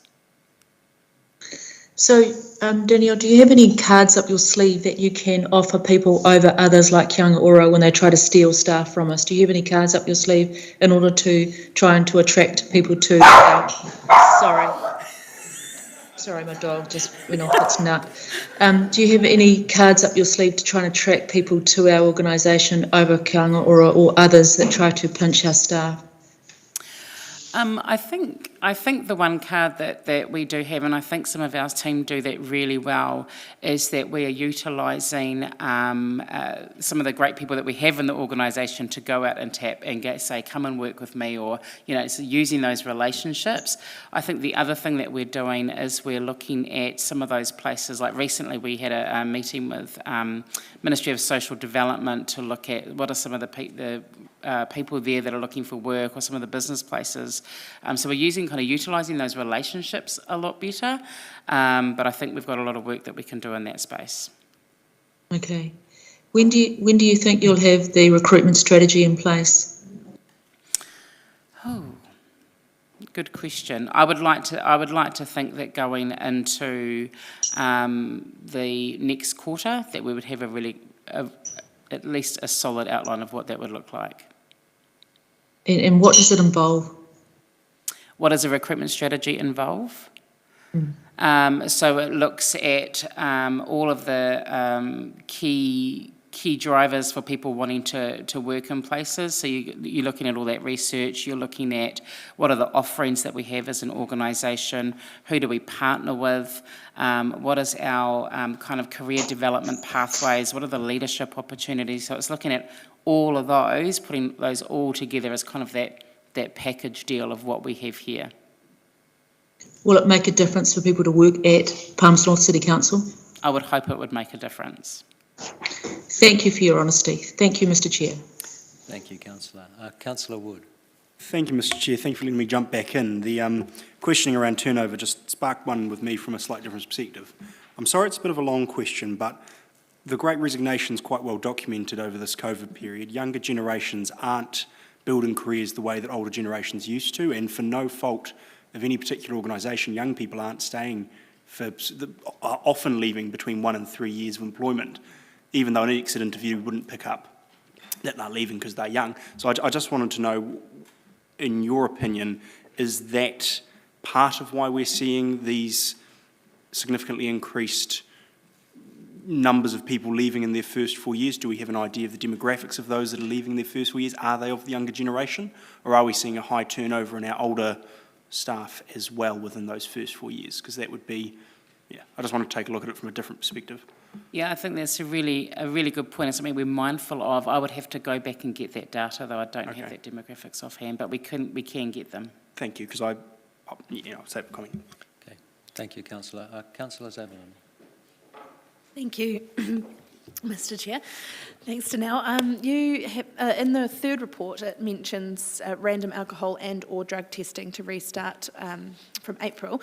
Just curious as to the cost, rough kind of costs of rolling or outsourcing a program like that, and the frequency of testing or extent of the program, I guess. Do you have any more information about that? Not offhand.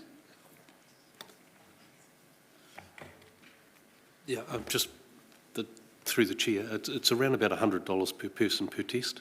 And the reason it stopped and is restarting is because we've moved from urine testing to oral testing, and we had to change the policy to reflect that, so that there was a bit of a change over there. And thank you. And I just noticed it said alcohol and/or drug testing. So I'm just curious, are we testing both? Are we testing one, or is it case by case? Yeah, no, we test both. And the alcohol testing is around, I think it's about $12. So the drug testing is much more expensive. Okay. Thank you very much, Mr. Chair. Thank you, Councillor.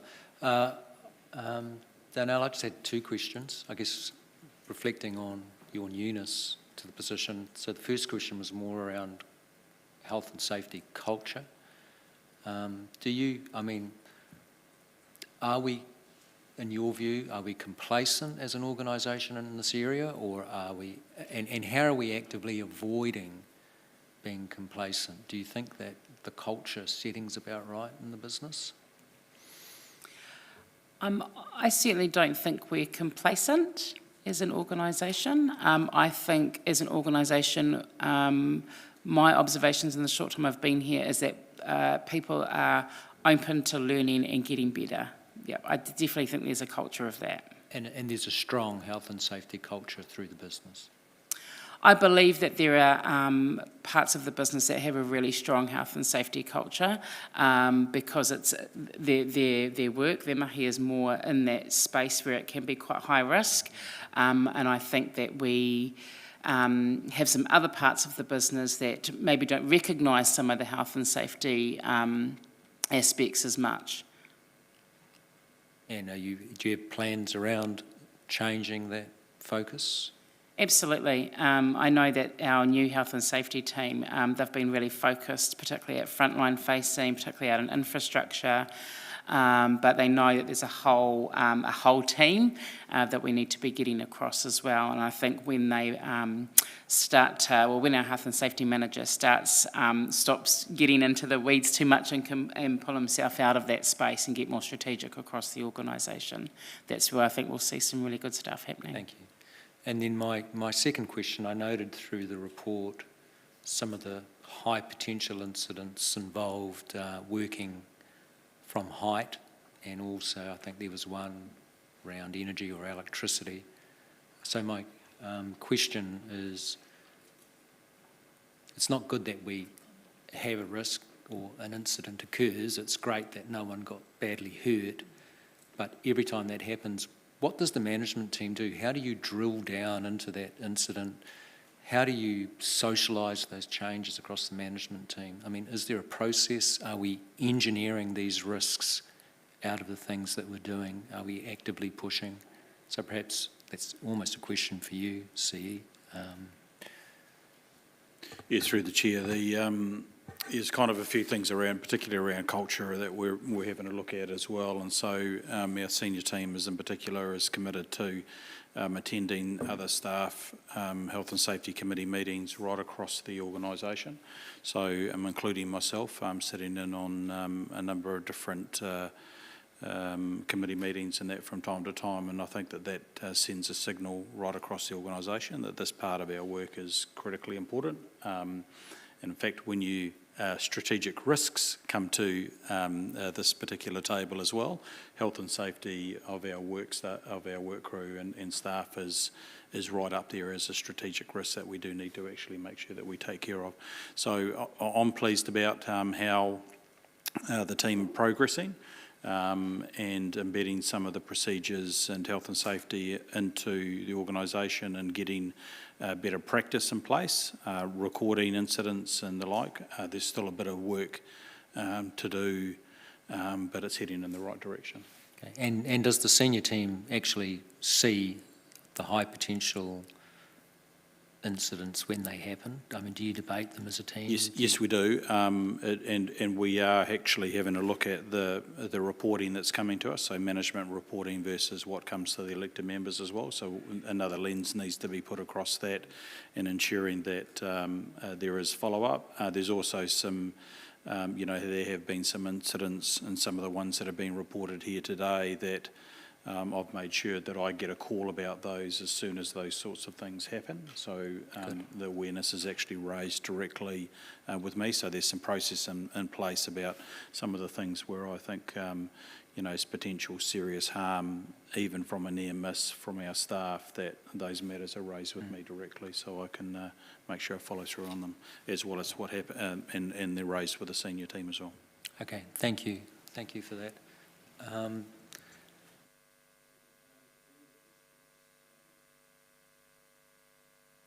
There are no further questions, so I'd like to move the recommendation, and I've got Councillor Naylor seconding, that the committee receive the memorandum titled Health, Safety and Wellbeing Report October through December 2022, Q2 2022, and actually that's not quite the recommendation. Receive the memorandum titled Health, Safety and Wellbeing Report July through September 22, present the Risk and Audit Committee.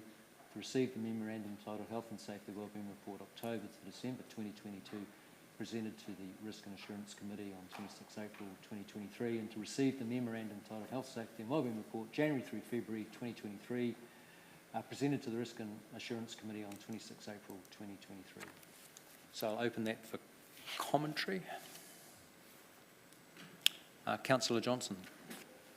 Thanks, Mr. Chair. I just wanted to make some brief comments. The first one is around timeliness of reporting.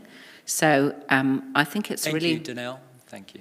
I think it's really important that we receive the quarterly health and safety reports as they come up, and not three at once. Whilst it might be easier to examine the trends, I think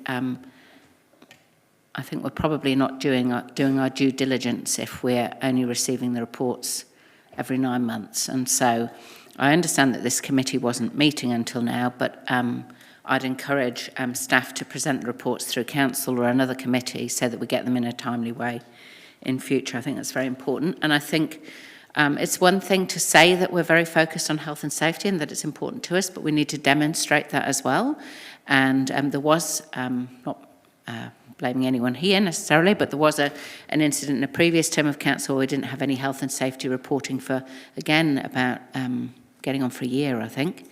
I'm reassured to some degree by the CE's comments that he's on top of incidents as they occur, but we have our own responsibility as governors to make sure that we're satisfied with health and safety in the organisation, and one way of demonstrating that we are taking it seriously is to ensure that the reporting is presented on a regular basis. So I'll commend that comment to senior staff to take on board. I've got two concerns really, I suppose, at the moment, looking at the health and safety reports in general. One is around our frontline customer-facing staff interacting with members of the public. And there's been a definite trend over the last couple of years, probably, for an increased number of encounters, I suppose, with aggressive members of the public, some of whom are now being physically aggressive towards our staff. And that's a significant concern, because I think when people going into their workplaces, they don't want to be afraid, of any potential interaction with an aggressive person in their workplace. And so I do hope that there will be sufficient investigation and review of these incidents to be able to determine some good strategies going forward to protect staff. And there might be lessons that we can learn from other councils or other organisations that are also encountering similar problems. I know that the health system has come under similar sort of situations recently, and there may be some learnings there. But I think it's very important that we do take it seriously, because that kind of stress of having to encounter difficult and potentially aggressive people on a regular basis, that certainly is going to lend itself to people not wanting to continue to work in that position in a front-facing role. So I think that that's something that I'd like to see us do some more work on. There may well be factors that are outside of our control, but there are some factors that are within our control, and we need to look at making sure that we're doing everything that we can. I don't want to be hearing of serious injury to our staff from members of the public being aggressive. And then just finally around the turnover, this is something that we've been flagging as elected members for quite some time now, well before COVID actually, although I understand that the whole COVID situation hasn't helped. But nevertheless, I think 20% turnover is it's too high, and I think we've all acknowledged that, but also it puts existing staff under pressure because you're constantly having to recruit and train new staff. There's often a gap in recruitment, so you're taking on extra work to cover someone else's role while they're away, and a 20% turnover is putting the other staff under pressure and perhaps having a knock-on effect. So again, I encourage some investigation and some action into reducing turnover, and there were some good indications from our Chief People Officer that's going to happen, but I think there should be some urgency around it, because this has been a situation that's been going on for a number of years now. So there's my comments. Otherwise, generally happy with the reporting. Thank you. Thank you, Councillor. Councillor Naylor. Thank you. Yes, I'm very pleased with the reporting and all of this agenda actually, and this is really helpful information. Along similar lines to Councillor Johnson, I also am a little bit concerned about the turnover, and I'm pleased to hear that a recruitment strategy is in place, but I think it's really important that we also focus on retention, and I think having an understanding about the themes that arise in the exit interviews and recording those down and looking at that is a really important part of strengthening our recruitment. So I hadn't realised that wasn't already happening, but look forward to, I'm pleased to hear that that will be happening going forward, and also the recruitment. So yeah, thanks for that. Thank you, Councillor Naylor. Councillor Harpeter. Thanks, Mr. Chair. Can you hear me? Yes, we can. Thank you. Just following up from what Councillor Naylor said, happy that the officer is going to be working on the recruitment strategy. She said it isn't finished yet, but good to hear that it's underway. The retention strategy, I didn't hear her say that she'd started that, but that would be a good thing to get started on as well. I think also in the talent management area, if we could also look at a strategy in that area as well. We talk about attracting talent, but we actually do need some kind of plan about how we're going to attract talent and how we're going to beat our opposition to getting the right talent into this organisation, working out why they want to work with us, getting them here and keeping them here as part of that retention strategy. So all of these are operational things. All of these are part of what the CE needs and wants to do, and we're just governance. So thanks, Danielle, for a great report, and we are the governors in your management, so thanks very much. Thank you, Councillor. Councillor Wood. Thank you, Mr. Chair. I just wanted to give a short explanation of what I was sort of talking about through my line of questioning, because I don't know if the term the Great Resignation is one that's well known amongst all generations, or if that's something that's filtered more down at the younger one. So a short explanation is during COVID, a lot of people realised they could work from anywhere as Zoom technologies came through, and a lot of young people realised that, or people across the board, had a change in life priorities through that, which is why we've seen, as our officer talked about, an increase of New Zealand average turnover up to 18%.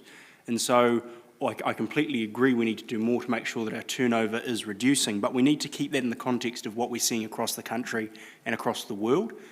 Our turnover's at 19.8%, the average is at 18%, so there might be 2 to 4% we can play with, try and get it a little bit under average, but I'd hate to see us put an expectation that we return to pre-COVID levels, because that may not be feasible in light of the employment context we find ourselves in as a nation. People are not staying as long as they used to be in jobs. I fully agree with Councillor Naylor, we need to get a good exit interview process, but somebody who's leaving after 2 years might be fully satisfied. There might be nothing more we could have done to have kept them. They just simply needed a change, there was another opportunity, and they moved. And that's what we're seeing more and more. The way of career building, or the thinking of career building, doesn't seem to have filtered down into some of our younger generations, and people, for the most part, aren't staying for 10 to 20 years in an organisation like they used to have been. And so I wouldn't like to see us trying to just put a Band-Aid on a bullet hole and try and assume that one day we'll get back to 10% or 12% of turnover. I'd like to see us focused on making sure that we have strategies to deal with the changing way that people work in our community, and whether that says, right, we recognise that a graduate may only want to come to us for 18 months or 2 years, and so we provide them with a 2-year contract so we can then plan for the exit so it doesn't come as a surprise when we get 4 weeks' notice that they're leaving. Just looking at other strategies to deal with that change in culture. In saying that, the fact that for example, our Massey planning graduates getting job offers from Horowhenua District Council off the bat, but not from us, there are things that we can be doing to draw talent in. I have friends of mine, a number of people who live in Palmerston North, who got offers and go down and work and live in every day because they got offers from them, but not from us. So there is more that we can do to sort of pull us back into that level of sort of average or reasonable turnover, but I would just caution us from taking a view that we are, who knows, maybe we will get back to pre-COVID levels, but I wouldn't be sure that we will, and we need to recognise that change. A small comment I wanted to make around my other questions around the people feedback survey of those feeling safe from bullying, racism, harassment. Our target is we get to 3.9 out of 5, which to me seems reasonably, I guess, defeatist, accepting the fact that our staff are just going to have to be used to bullying and have to get used to harassment and have to be used to racism in their everyday work life. And I would, as other councillors have indicated, like to see us look at what measures we can take to help mitigate the experience that our staff are having. I wouldn't like it to just be an accepted part of the job that if you work at the library you're going to have to get abused, and that's just par for the course. So although I recognise that target's probably historical, it could be good to look at how we can build a strategy to be more aspirational around protecting our staff from those quite serious, quite horrible things that they may have to deal with. Thank you. Thank you. Thank you, Councillor. Councillor Marshall-Lobb. Tēnā koe, Mr Chair. Just speaking in support of previous comments, tēnā koe, Danielle, for a really good report and feedback. Ngā mihi. It resonated with me what Councillor Wood has just said, and I think that the level of abuse that our staff are being confronted with, there should be a zero tolerance as far as I'm concerned to that, and we have a responsibility, a duty of care to our staff to ensure that they're not threatened in any way, and we should follow that up. And some of the wording I note, by a disgruntled member, for example. I think it's in one of the other reports. No, I would argue that we don't use vocabulary that minimises that. They were abusive, and that we should follow up with those things. Councillor Hancock mentioned before that some of these incidences are actually offences, and I would agree with that. Also, from a really, I suppose, proactive stance, and Councillor Wood mentioned this, about targeting graduates from the university, and from next week onwards, we have Massey University graduates, graduations happening.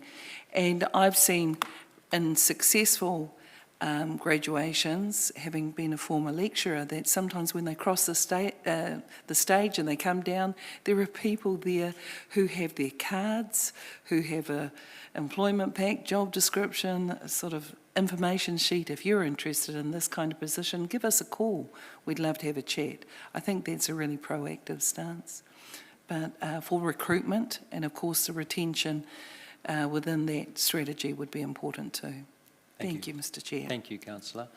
Councillor Hancock?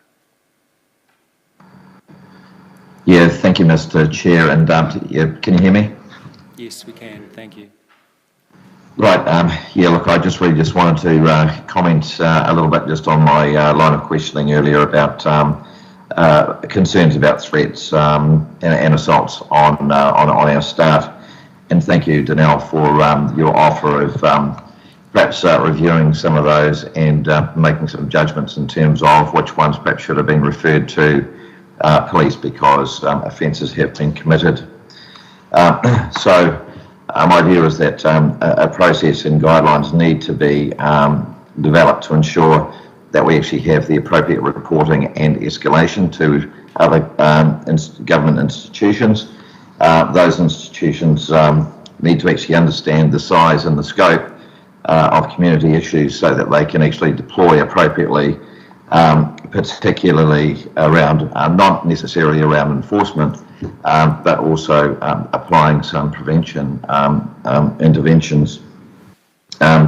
There are some common themes of risk here for our frontline staff, notably around sort of parking the library and of course this increasing risk to our staff of young people within our CBD. So I just look forward to getting some more information on that and making sure that we actually illuminate the issues within our city in terms of antisocial behaviour and threatening behaviour so that we can actually address those matters appropriately in conjunction with other organisations such as police, health, education, etc. to resolve and mitigate those issues. So thank you, Mr. Chair. Thank you, Councillor. I note time's passing. We still have a number of questions. We've covered a lot of the activities, so we'll go to the remaining questions, but if your issues have been dealt with, then brevity would be appreciated. Comments. My apologies, comments. So, Councillor Arnold. Thank you, Mr. Chair, and I'll be quick. I understand. I would also hate to think that this council was having trouble retaining staff because they don't feel safe. I've made a point of recently talking to lots of parking people as I see them, and great to see they've got body cameras, which is a real deterrent. One of probably the most thankless jobs that you could do in the city, but one of the most important. And patience of saints, not to mention they're walking up to 30 k's a day. I would also, hate to think that we didn't have some sort of an induction process for our housing to make sure that residents understood that there is rules and just like there is in society, these need to be abided by, and if they're not, there is consequences. So that's all I have to say. Thank you. Thank you, Councillor. Councillor Finlay.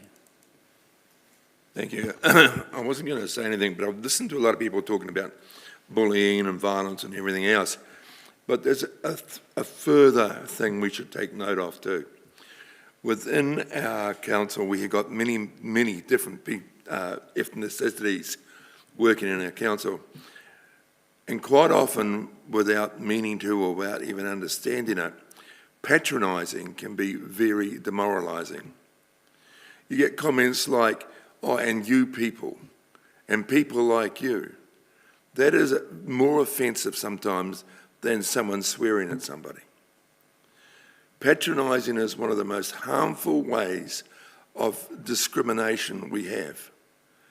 We must be aware of that in council as well, because we are a council with a multinational staff, and that sort of patronising is not accepted, and unfortunately it does happen.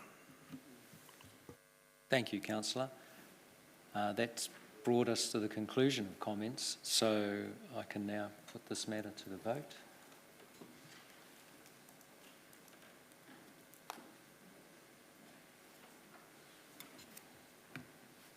And I'm assuming it's carried. Still coming?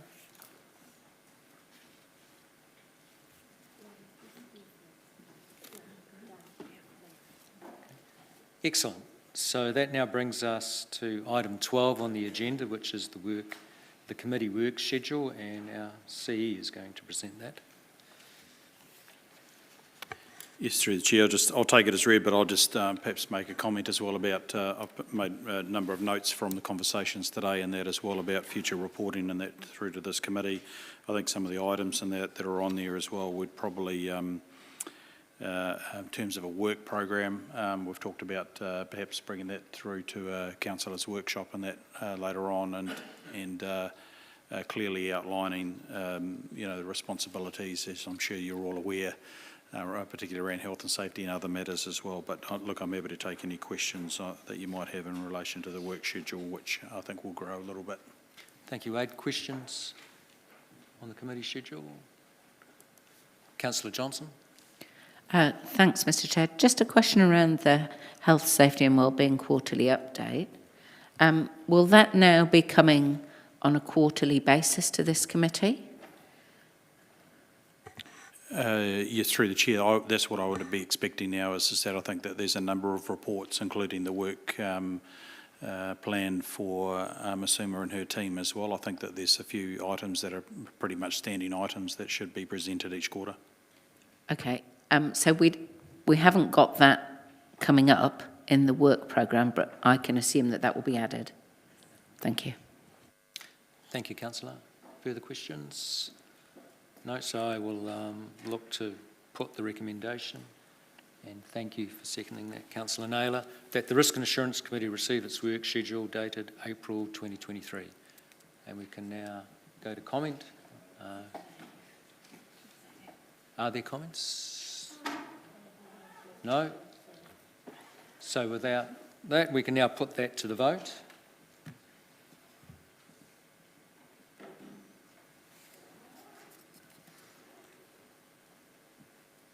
And that should be carried.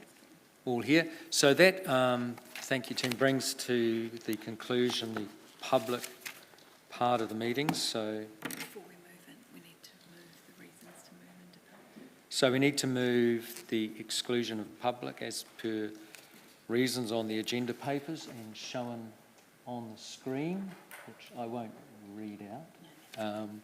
So we'll put that to the vote now. Moved and seconded by Councillor Naylor, and putting it to the vote.